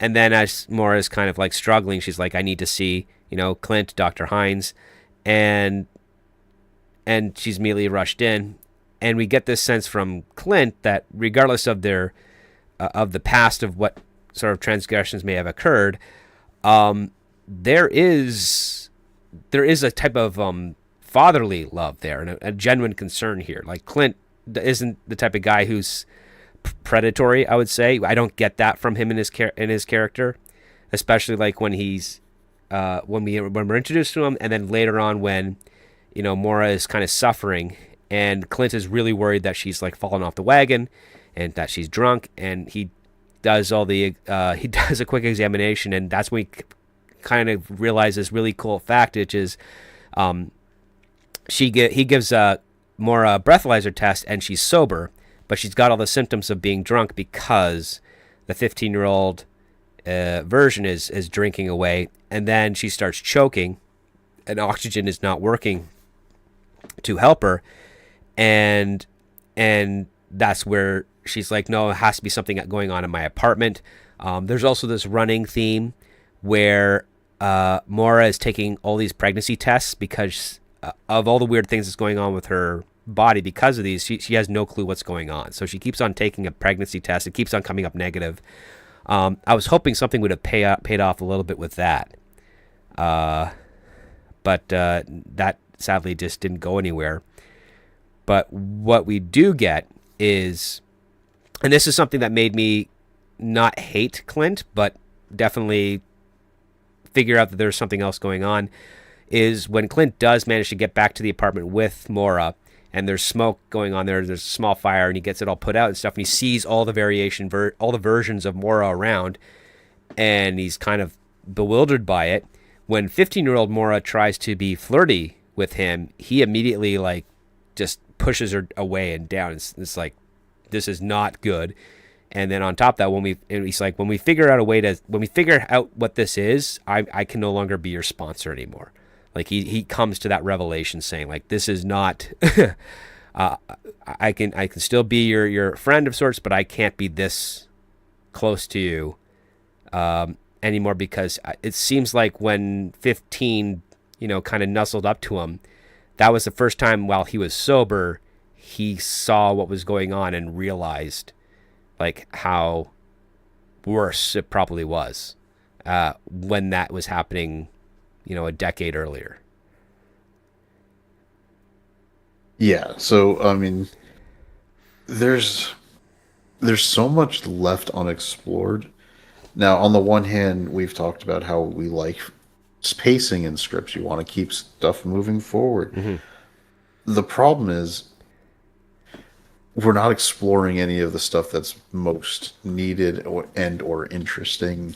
We kind of move past it real quick, and we get, I don't know. It's just, this is, and maybe again, there's people who will just look at the emotional scenes that will come about, Mm-hmm.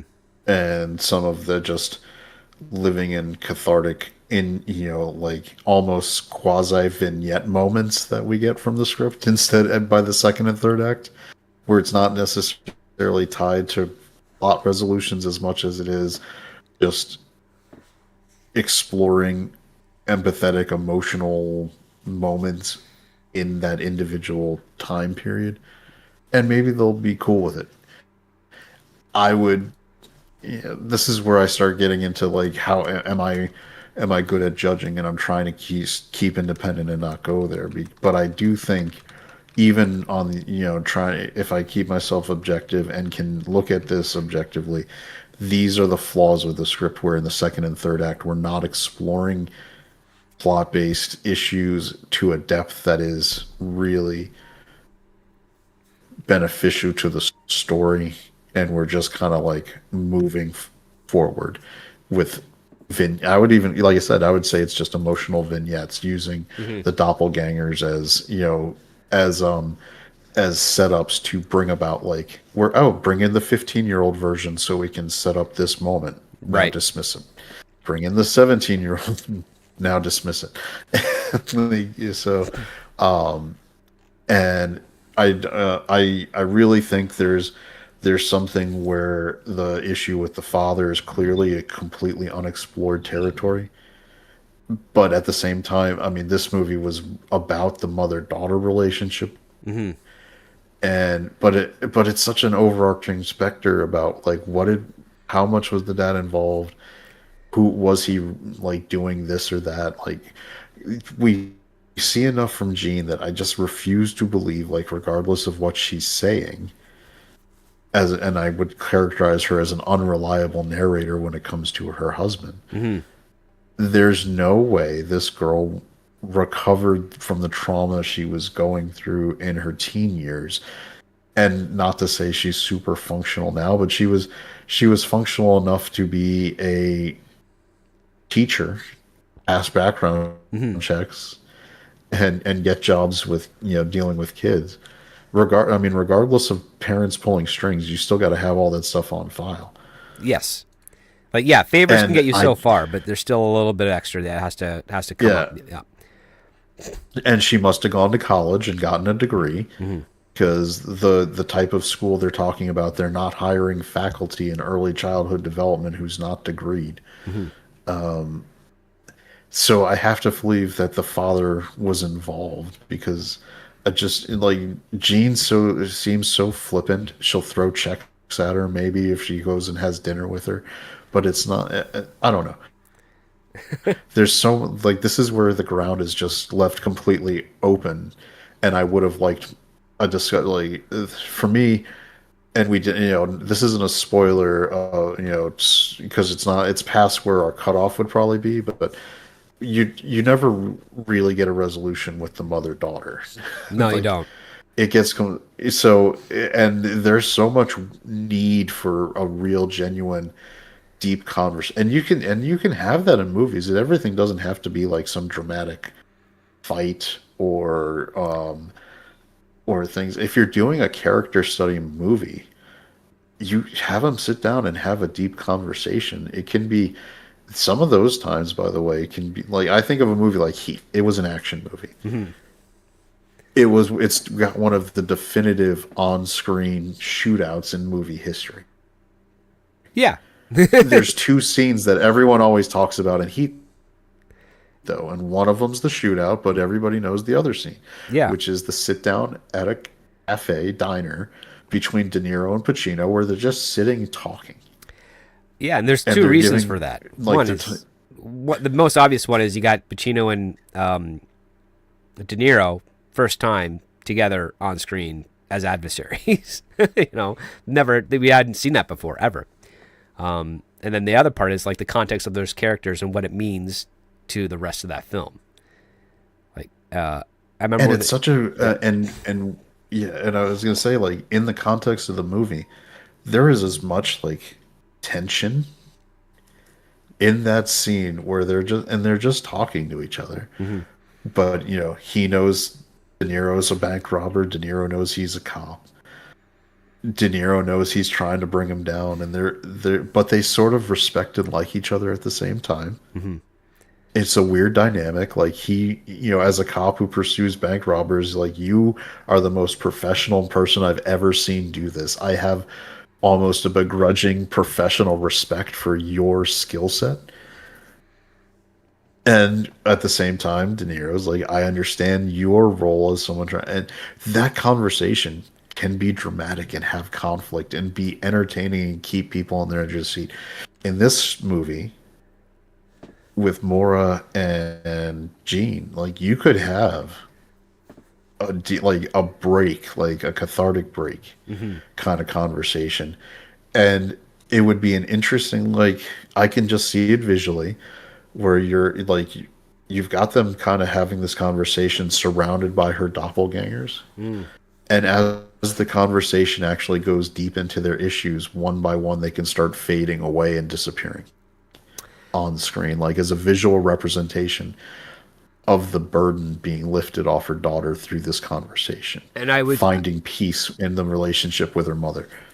Yeah, I would structure into the sense that the moment a truth is hit, that's when one of the apparitions would vanish, and that truth could be said by either party, because then that makes it more interesting and more dynamic, and shows that different perspectives are not necessarily the most honest of the perspectives. Like we see the reality through our limited perspective, and only with more information can we get more context to discern, like, oh, was I misremembering, or did I miss some information, or did I happen to forget some information?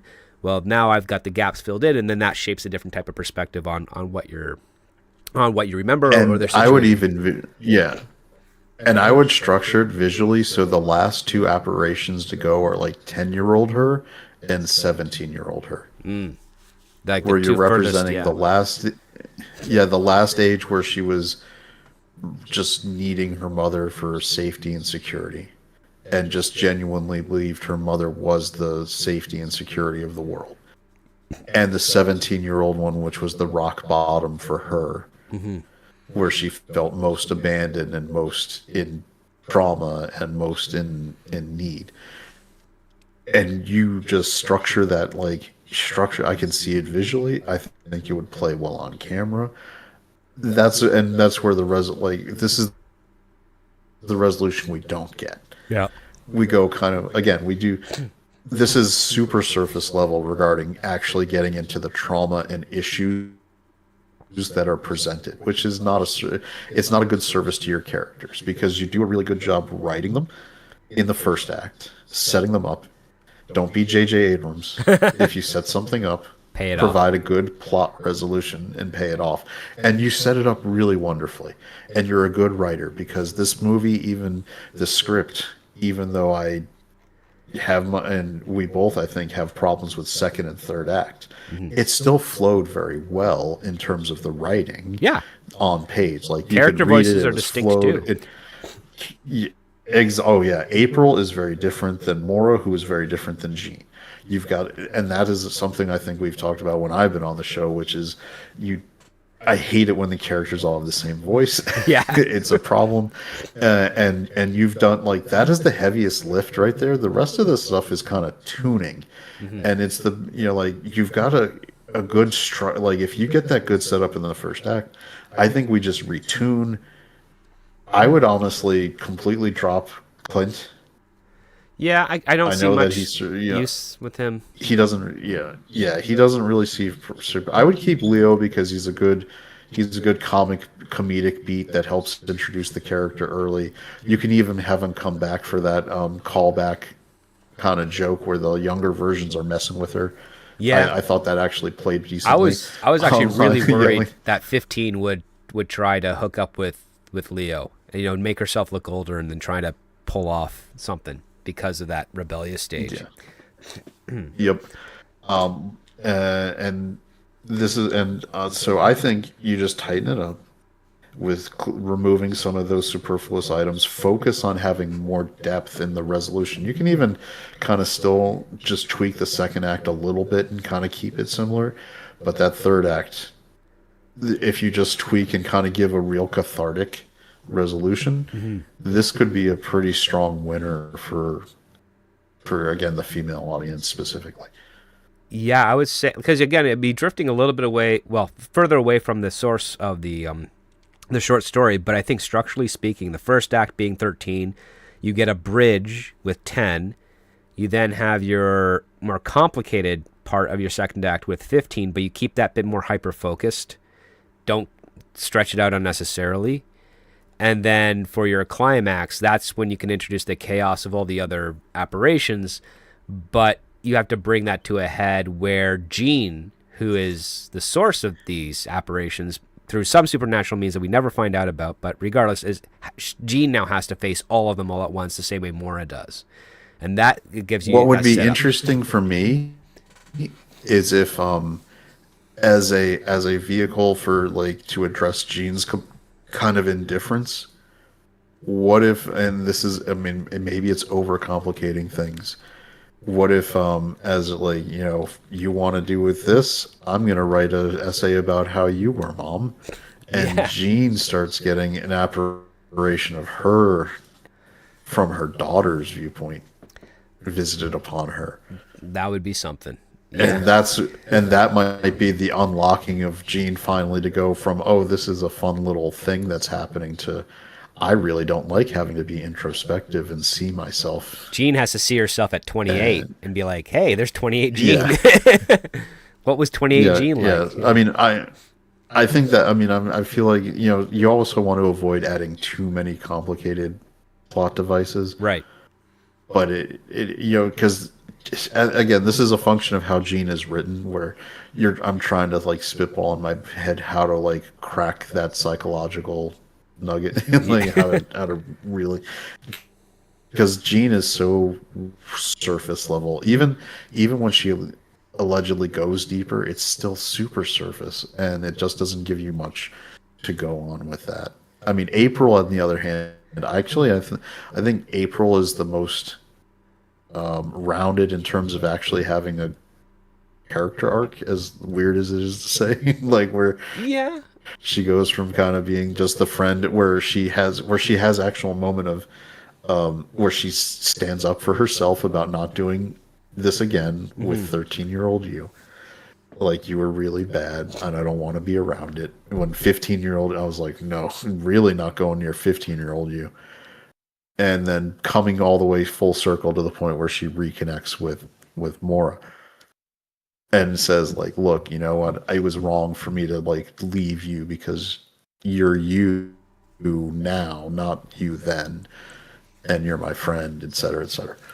So, I mean, I guess we're at the, have we, because Clint gets her, yeah. So in terms of the story, after going to the office, seeing all this stuff, Clint helps her get a van, which was again a fun gag, having to rent like a giant full-size van for all of her incarnations.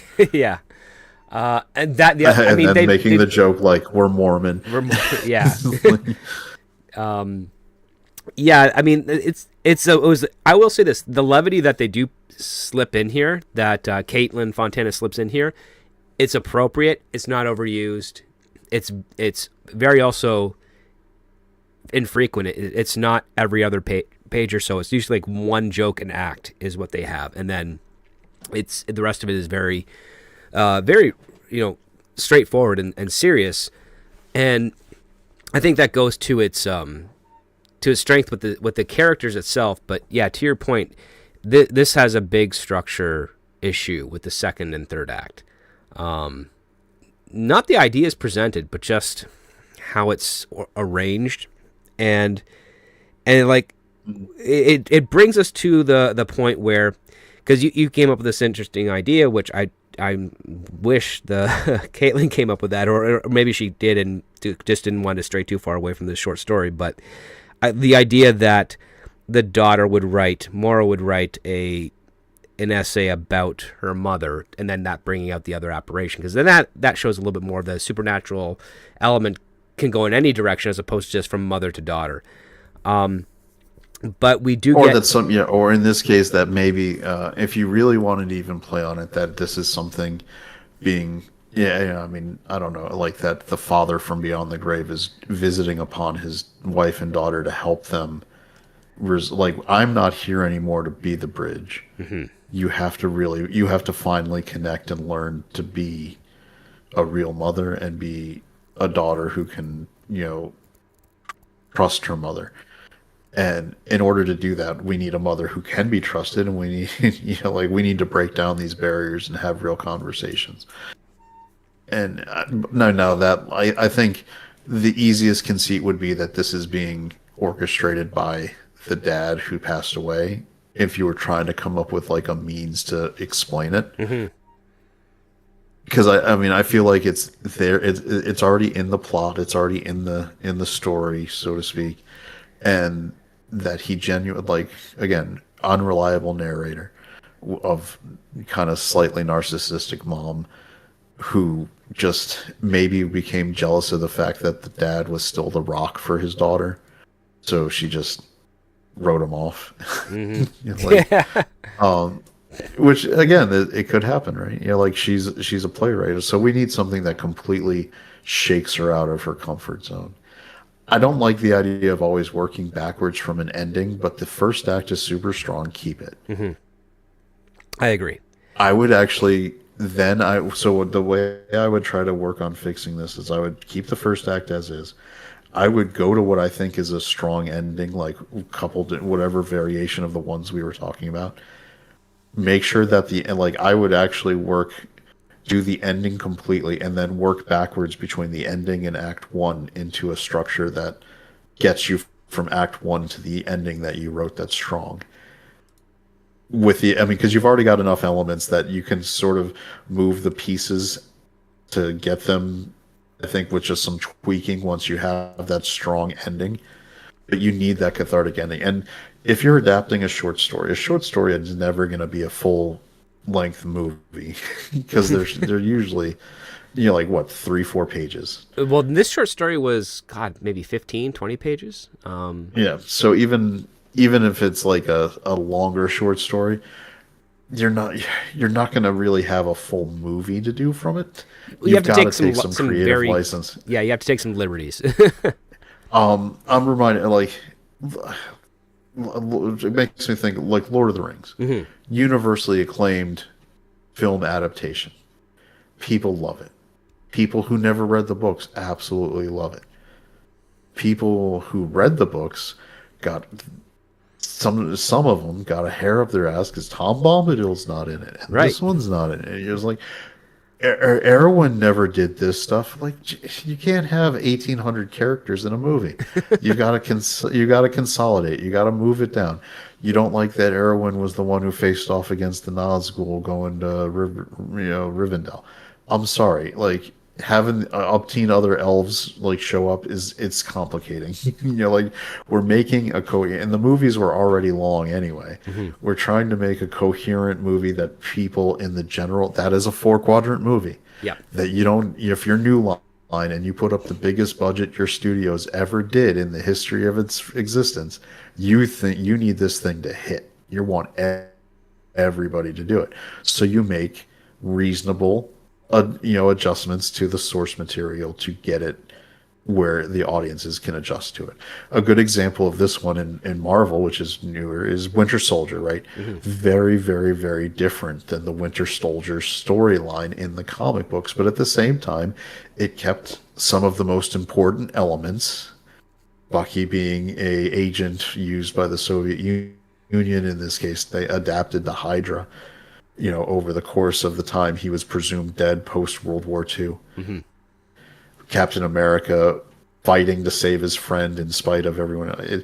Then at the same time, because this has to be coherent within the Marvel universe, you mix in the Shield stuff and all the other.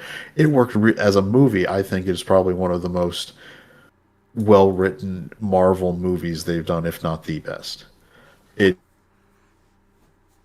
It exists in its own little universe. They give you exactly the reasons, because this is post Avengers. You always have to come up with a reason why you can't just call the Avengers.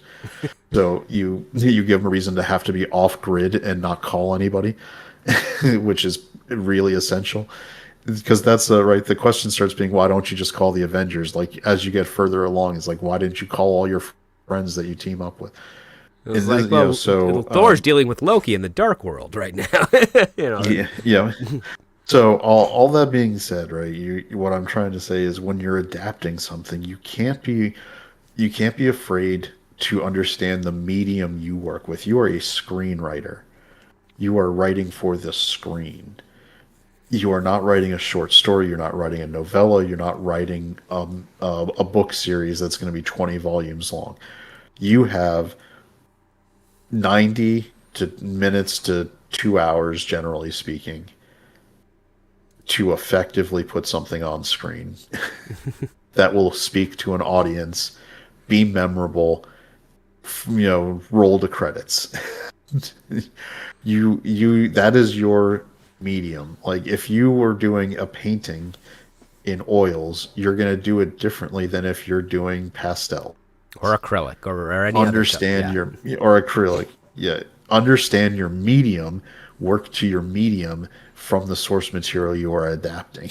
Don't be afraid by the constraints of the short story. I understand you're a writer. You pick up the rights to it. You love this short story. It spoke to you, right? It's like, in this short story, it absolutely like moved you. Get to the essential elements, but at the same time, make something that is moving to the cinema audience. Because that is your job. You are a screenwriter, not a... If you want to just be a regular writer, be a regular writer. But do a novelist, short stories, prose, yep. You gotta... Yeah, and exactly. You gotta fit into that part, yes. And I think you've hit on that a lot, too. Like, I know when I listen to you talk, it's like, understand this is your job to write movies or television, or, you are not, you're not just a writer, right? You got to work in the business you're working in, so adapt it, make it accessible, because in the end, you serve the short story by making it the best movie it could be, so that people want to go to the source material, right? Sure. Manga and anime is a very interdependent relationship, right? They adapt in Japan. They adapt manga into anime for the sole business reason, up until recently, to drive audiences to buy the manga books. Yes, because there's they a want lower you to have overhead a successful for the manga anime adaptation. Yep. Yeah, so the animes themselves so are what a loss they leader. do is they look at the anime as an investment. Yep. Because we can push the books, because the books cost, we'll convert it to American dollars. The books cost $10, and they only cost us 50 cents to produce in mass. Yeah. So we're making $9.50. So if we break even on the anime and then sell some merch to make a little money, but it drives all of a sudden the volume 1 through 20 that we've already got printed go into major reprints because people start buying them, we are making so much more money in profit. Oh yeah, that. So like the teams who work on animes, they are they're driven like slaves. Like it's they're told you don't stop. And then essentially the anime is the commercial. Just like how in the 80s, cartoons were commercials for the toys, anime is a commercial for the manga, and then subsequently additional merchandise because, again, you have the same characters across two mediums, two entertaining mediums, and then you, of course, have the toy medium, which in this generation has become more of a collector's market as opposed to what kids play with because, they don't play. That's me. I 100%. So I collect Transformers, right? Mm-hmm. The Transformers, do they look like what they looked like in the cartoon when you used to buy them as a kid? Hell no. they were a bit more bulkier, loosest adaptations. Now, as we've gotten to we're into 2026, Hasbro has this line called the Studio Series. They have Masterpiece Editions where they look screen accurate as all get up, right? And it took 40 years to get there.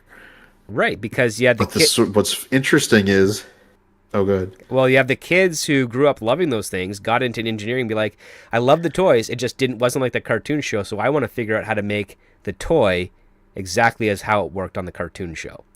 And that took them to the career of being into the toy industry and fulfilling that dream. Like that's quite interesting because they came up with new engineering, new design means that are now going to be used across other future toys, which sadly won't have as high of a yield in this generation because kids don't play with toys, they play with screens. Yep. I mean, I'll tell you, and this is all circling back to the fact that when you are adapting from a source material, you cannot feel that you have to realize you need to have the freedom to keep the core elements of the source material, but adapt it for the medium you work in and not feel guilty about it. Mm-hmm. You don't need, because in the end, you are of service to the source material by creating something that's popular enough to drive people back to that original source material. More people will read this short story. I guarantee if you go and fix the third act resolution and kind of clean that up, and this movie gets it made because somebody who's an actress of note signs on to it because that resolution is going to be the monologue scene that is like one of their sizzle reel elements because it's very meaty and you have a lot of dramatic range and God help us, actresses love that shit, right? Yes, they do. So yeah, so you give them like the sample you send out, like send out the third act resolution, like between the mother and daughter, where there is just a full on, it'd probably be around 15 pages, I would imagine, if for like this kind of story to really just resolve it.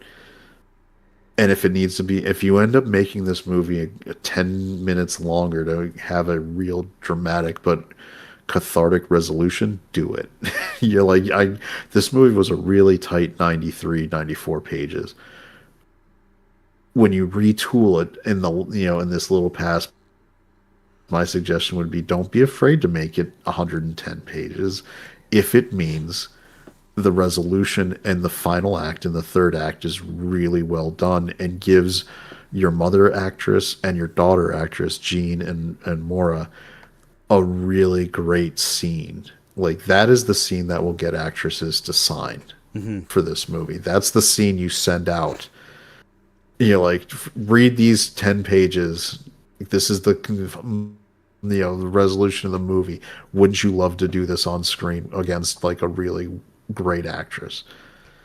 And then then you get your actress, and then you get your budget, and then bam, your movie gets made. So. Well, exactly, and that's that's a bittersweet aspect of this script because, it has a lot of positives, but it's front loaded. All that positivity is front loaded in the first act, and yeah, I think some of the suggestions here definitely make for a more interesting pathway, and also something a bit more tantalizing with the possibility of talent because.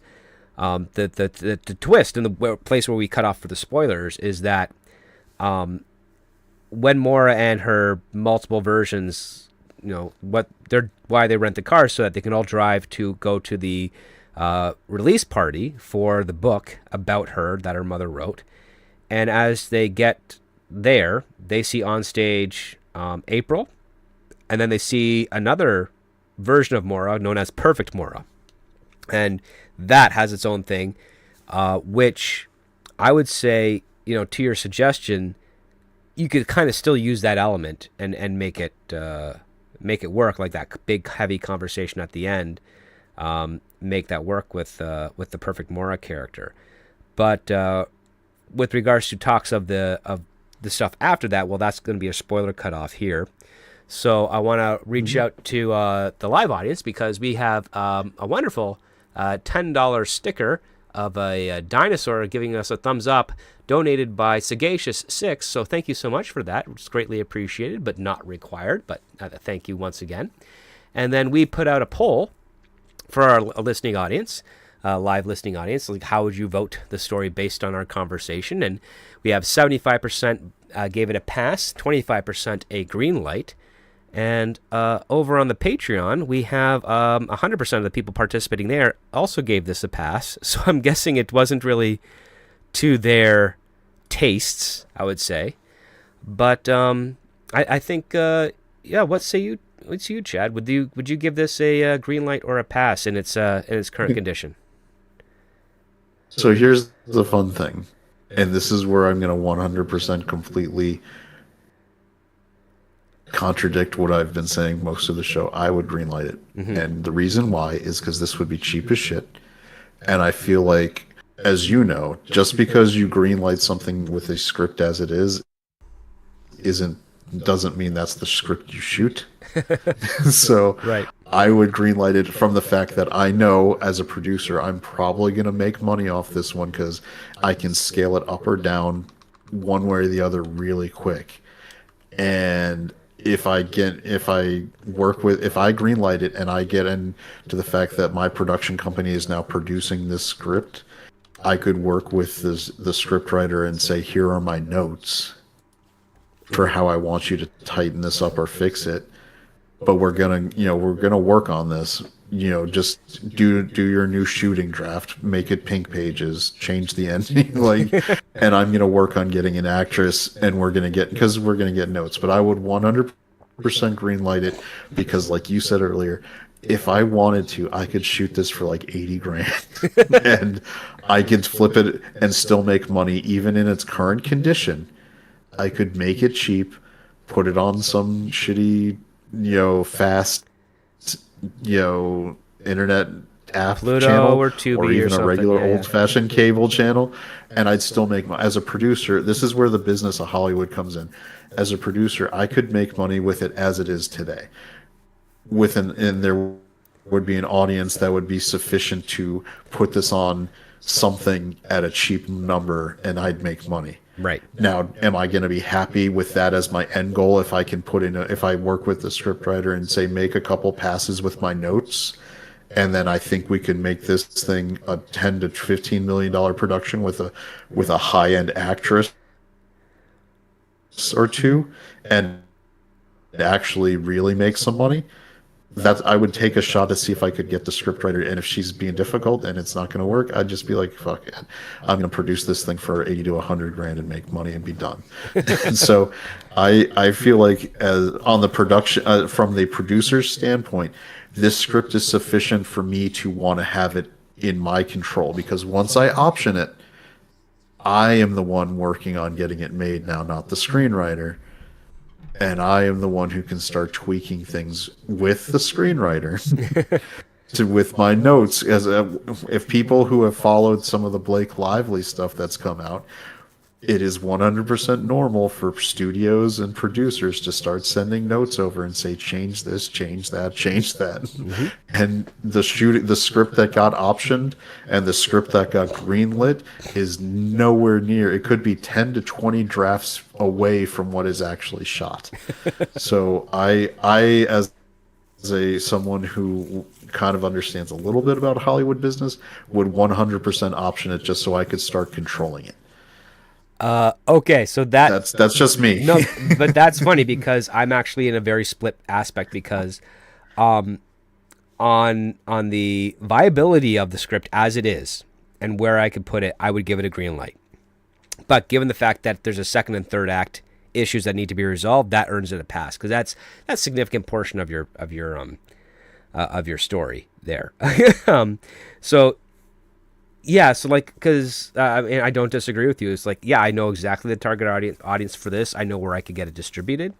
I know a handful of actors that I could get that'd be interested in a role like this. And I do know that, once I would, if I were to pick it up, it would go through development to get it into the best shape possible. But, we're not doing that at this stage right now. But yep. I would say here's what, I would 100%, I would call up if I was, so here's where this would be perfect. If I was this writer's agent, if I was with WME or whatever, place is representing this writer, I would call up Sydney Sweeney or some an actress in that general age range. Mm-hmm. And I'd say, you have your own production studio, especially because they all have their own production studio. You want to be Reese Witherspoon, right? You really want to be you want to get your PGA mark. You want to be, do this. I've got this script. It's viable as is, but it could use a little work, but it could be a great vehicle for you with a little bit of effort on your part. You could produce it. You could be producer. You could get the producer credit, and you could make it for cheap because actors don't want to spend a lot of their own money actually making movies. That's a little dirty secret they never want to talk about, even though they all have production studios. Mm-hmm. I would call Zendaya. I would call Sydney Sweeney. This is again me as the agent for this writer, and say, look, Scarlett Johansson. I think it got yeah. Scarlett Johansson. Hey, you like being a director, right, Scarlett? You could direct this one. Just attach your name to it. Just get your name attached to it, and then we'll be able to attract tons of shit. This is going to be something where you could, your first AD could schedule this thing out, and it wouldn't be this shoot would be about 3 weeks. Because you could block all the scenes that are in the apartment you could do within a week. Yep. You could block you know what I'm talking about. You could block the location and be done shooting this thing really quick. You could do Montessori in a day because there's only 2 scenes there. Yep. Yeah. So exactly. So this is where from the and this is it's interesting because I know people in your Patreon and the other stuff, sometimes this is where I like to try to be intellectually honest. You have to understand there's a business side of things, and sometimes stuff you ship at 80%. Yeah, like with the old saying with the disruptive tech guys, ship at 80% and then fix the last 20 once it's already out. Yeah. Well, there's a little bit of inverted from that. Yeah. You start if you're a producer or a production company and all this stuff, you might option something at 8. In this case, I would say this is at 60%, right? It's got the first act and it's got a lot of good elements, but those second and third act needs to be fine tuned. But so you're 60%. But you've got good distinct character voices. This is fully sufficient from a Hollywood standpoint to start the ball rolling into to try to cast and get pre-production. Yeah. Mm-hmm. Started for development. Yeah, where look, we we're well aware there's some fine tuning we need, and that they would say it's you're never going to get them completely honest. They'd be it needs a little bit at the end, a little bit of a cleanup in the third act, but it's really solid. We can work with this. This is where because movies don't get immediately made. Have you ever been involved in a project where the script that was sold was shot as it was without draft edits going into production and then shooting? I probably doubt it that there's on the indie side of things. Touched. Yes, but that movie never got released. And I didn't write it, nor did I produce it. I just helped facilitate some stuff. But yeah, on the indie side of things, yes, too often do you get a draft goes into production without any rewrites or adjustments. And in many cases of that moment, that indie movie never gets released. On the higher end of things, no, never, because usually I'm the guy that's brought in where it's yeah, we got to tweak this. Can you help us? So that's just the way it is. And that's why there's a standard format for when, and this is where people may not know, within Hollywood, I believe they usually make different color pages for new edits that Yep. have come in, You got like you start with or your they'll have pink, then you go markings. into your Like there's yellow. a stand, Oh no, depending on the production. you start with blue, Yep. then you go to Yeah. pink, then you go to yellow, then you go to orange, then you don't really do reds, but like sometimes you do like red tabs on that stuff, and yeah, you Yeah. get a So rainbow colored script by the end it of the production. yeah, which is to say, like, don't like one thing to expect, and I think this is going to be when we see this. I still am really excited when we get to Madden, where people can see The how change. I'm guessing from the iteration we got to what was actually finally shot is going to be like completely effing different. Yeah, it's gonna be night and and day. and you're going to be like, well, yeah, and someone's going to be like, well, this is they bought this script, right? And it's like they bought that script as a starting point, It's to usually be able how to it go goes. into like into development, and then the director had his input, and then then the producers got some input, and then when they signed on Nick Cage and Christian Bale and they get a token executive producer credit, guess what, they're going to provide some script input and say, well, I don't know if I'm really great about this one or that one, and then the writer's going to be brought back in with all these pages of notes, and that's assuming that they bring the original writer in, In most cases, yeah, they get a because second step, and then yeah, that's their yeah, shot. so yeah, so they'll get those notes, and if the original writer can internalize and functionally create a new draft based on the notes, he gets to stay the writer. And if that original writer takes his pass with all those notes and they're still not feeling it, they'll bring in more people. Yep, they will. They'll bring in And someone this like is how me. movies end up in when you see on screen with up to 4 or 5 writers. Yeah, because in the end, because the original writer still gets his credit, Hmm. and then you start. I believe it's anytime new writers come on, they start getting. There's specific. Go look at the WGA. They've got it written up for the rules on writing credits and how Yes, on the minimum you basic get them and agreement, what you need to do. there's a lot of And hurdles you so have to crawl to in order to get your writing credit on there. But usually, you have to create a significant impact and change into the script to get a writing credit.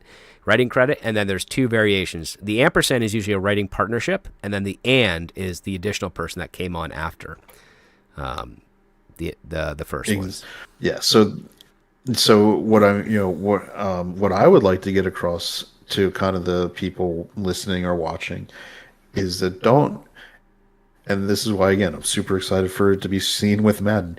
Don't think that these scripts as we are reading them are always going if they go into production what you're going to see on screen, because there's going to be passes, drafts, edits, even stuff that was number one on the blacklist, or even scripts that we thought were amazing as they were written on the page are going to end up different on screen when you get to it. There's a shooting script and there's the original script, and the shooting script can be very different than the original script. Oh yes. So, so keep that in mind. Like I would, there's a movie, not a movie, there's a book that I love called The Secret History of Star Wars, Hmm. and it goes into all the different drafts that George Lucas wrote of the original Star Wars, from the part where it was basically a complete knockoff of Secret Fortress Of the Hidden to the Fortress. point, Yes. Hidden Fortress, from where it's a complete, like it is a one for one, like freaking knockoff of Hidden Fortress. And then, as you can see, as he's doing passes and iteration after iteration after, it completely evolves away from that into its own thing. And then the shooting script, then the final script that they went into selling the movie with, ends up being very different than the shooting script, which ends up being different than the edit.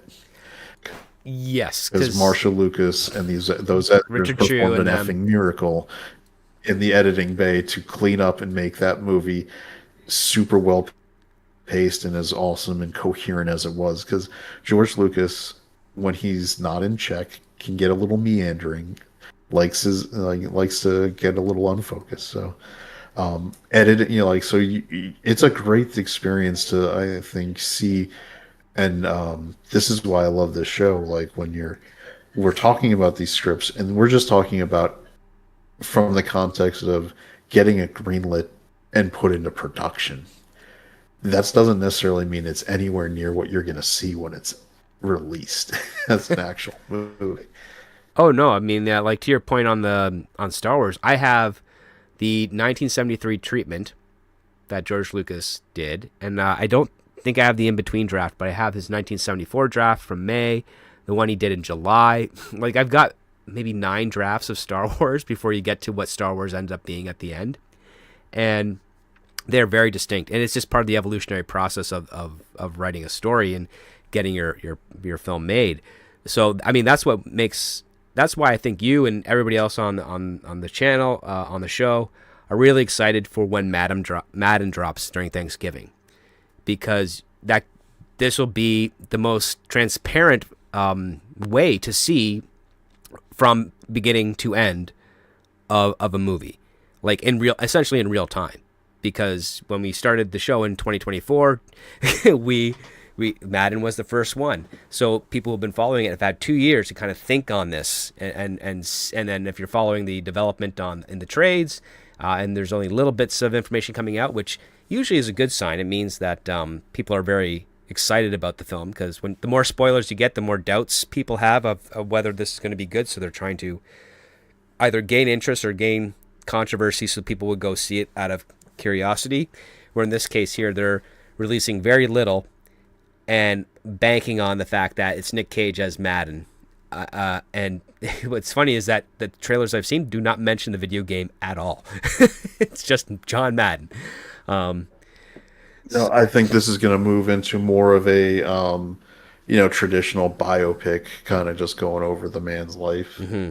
Most likely, or yeah. maybe a segment of probably, I think, moving from coaching into just being the most recognizable man, probably in America at that point, for the football. Yeah. No, I that could be the case. So that's that's something to really consider about the scripts that we cover, and also this one as well. So I think yeah, like to your point, I have to do a double vote on my end. Like I've never done one, but it's like, all right, if I was a producer and I got this script came across my desk, it would be a pass for the 2 lower acts, especially if I didn't have connections to sell it to like a Hallmark or a Showtime or a Lifetime thing. But the other part too is like demographically speaking, budget compared to budget to where it could sell, there is an audience for this. It's a niche audience, but they turn out. And yeah, I would say the concept alone and the distinct character voices would give it enough for me to be like, yeah, I can pull the trigger on that. So yeah, that's how I would how I'd qualify it.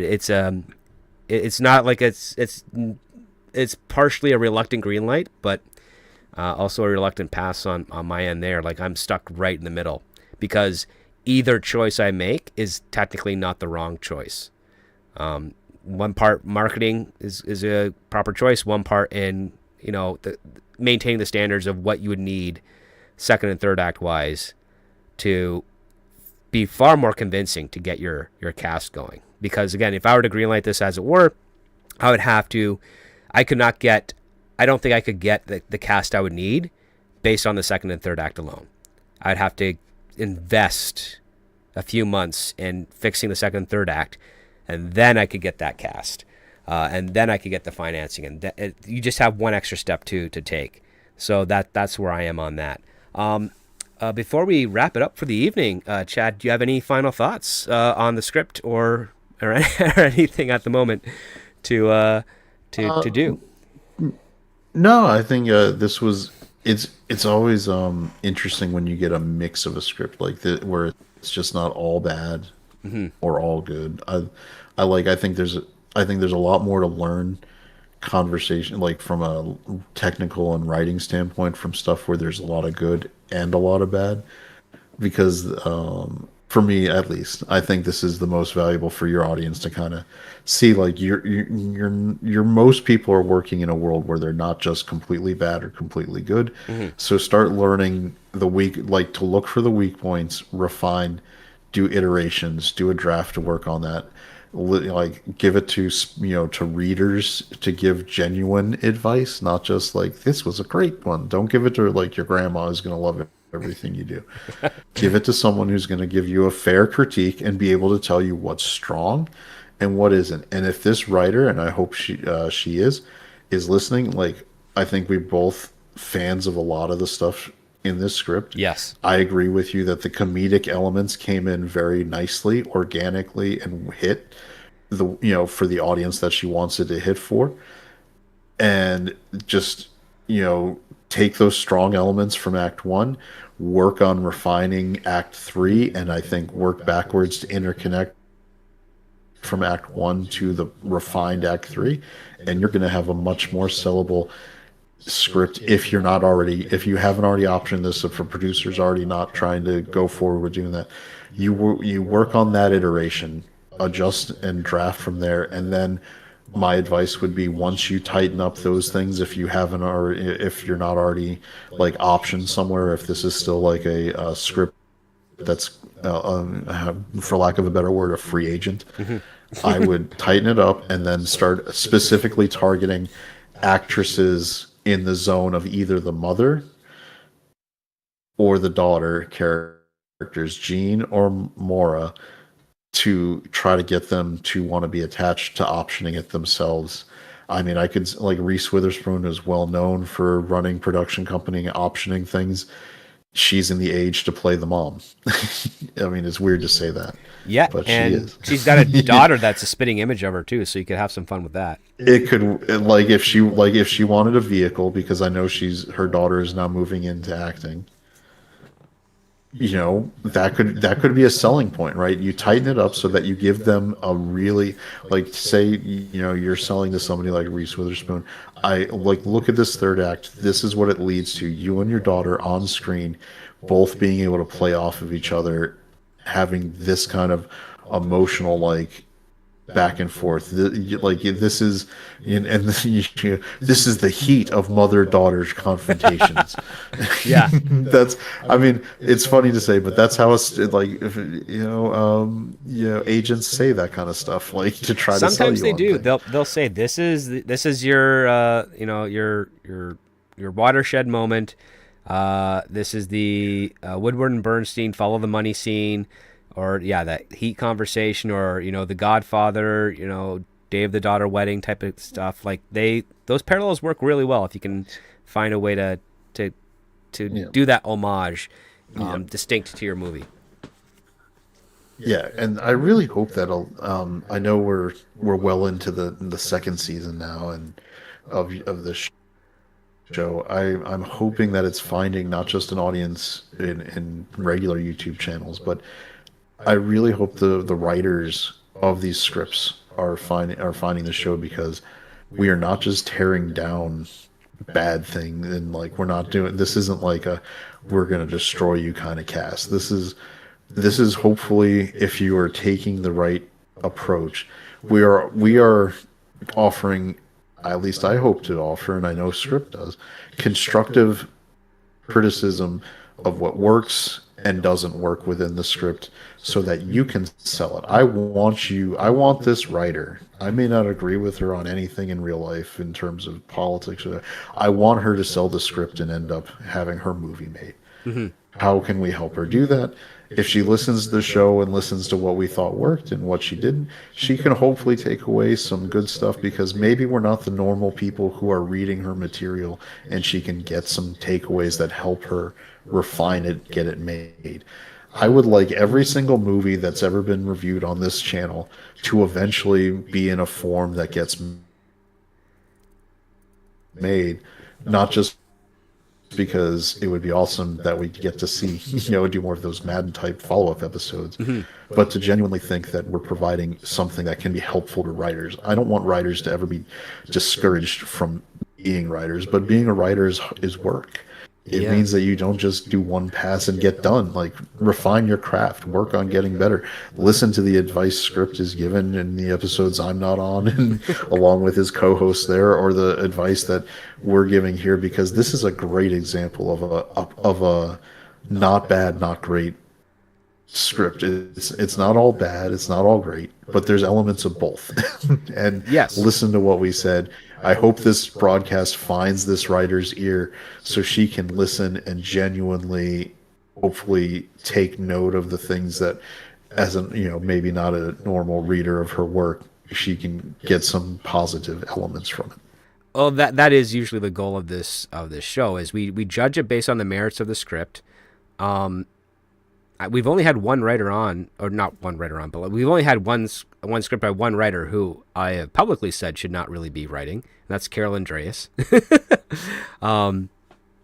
But no, I mean, one of the things I brought this show to fruition of sort of to the world is I wanted to show people like there are writers out there that have interesting ideas.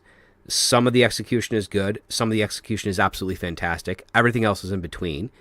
And based on the merits of this script, let's show the opinions, and then based on our knowledge of whether it's an average audience goer, people who avidly love movies, people who work in the industry like myself, just venturing out opinions and things, and hopefully ideas or questions that may not have been circulating the mind of the writer at the time to help them, really plus out that script. Whether they're hoping it to get sold and made, or whether they're hoping it will be used as a sample to get them some future work. Because one of the things that's a failing right now is we don't really have a huge cultural voice for the 21st century. It's too much of a derivative echo of the latter half of the 21st century.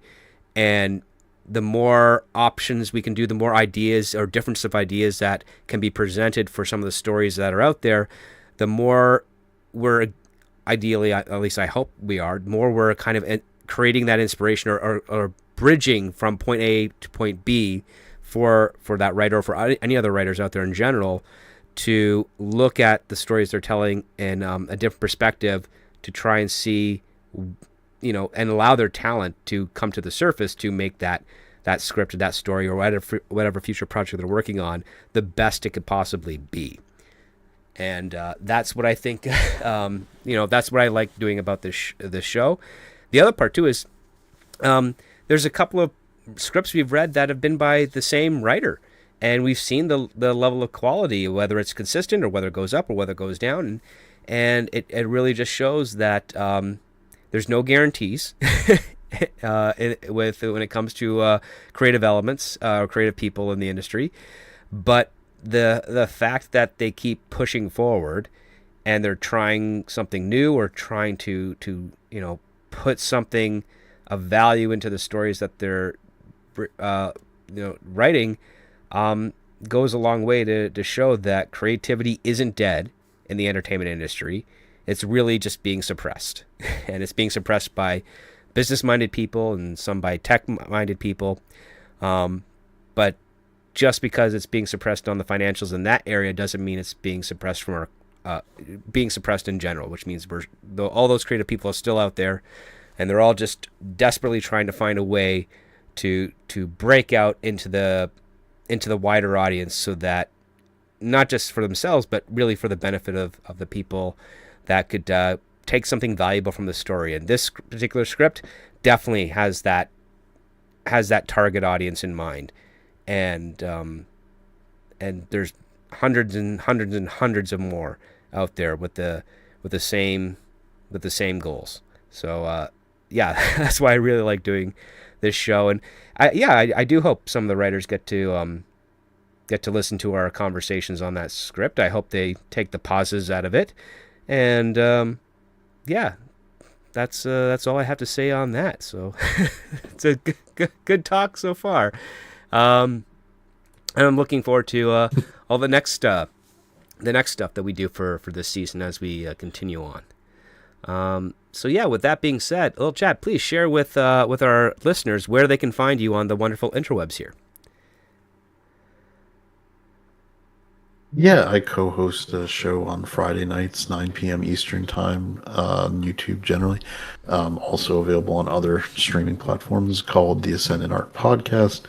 My co-host over there is Slender Dad. So if you guys are interested in just hanging out, talking pop culture stuff, we tend to be a little more. It's the end of the week. We look for different takes. We try to be the head of the curve. There's more often than not, because I'm not just following the algorithm, which probably would be better for getting subs, but we tend to usually be ahead of stories or covering things that aren't getting covered at all. So it's a fun broadcast. Sometimes we do trivia. Sometimes we try to have a good time. So it's Friday nights, 9 p.m. Eastern, right on YouTube. Ascendant Art is what to look for.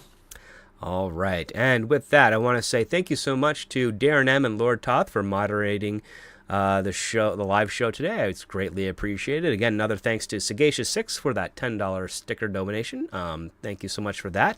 We'll be back again live next week with another script. And until then, guys, I want to say thank you so much for joining. Have a wonderful rest of your weekend. And never forget, when it comes to great story, it all starts with the script.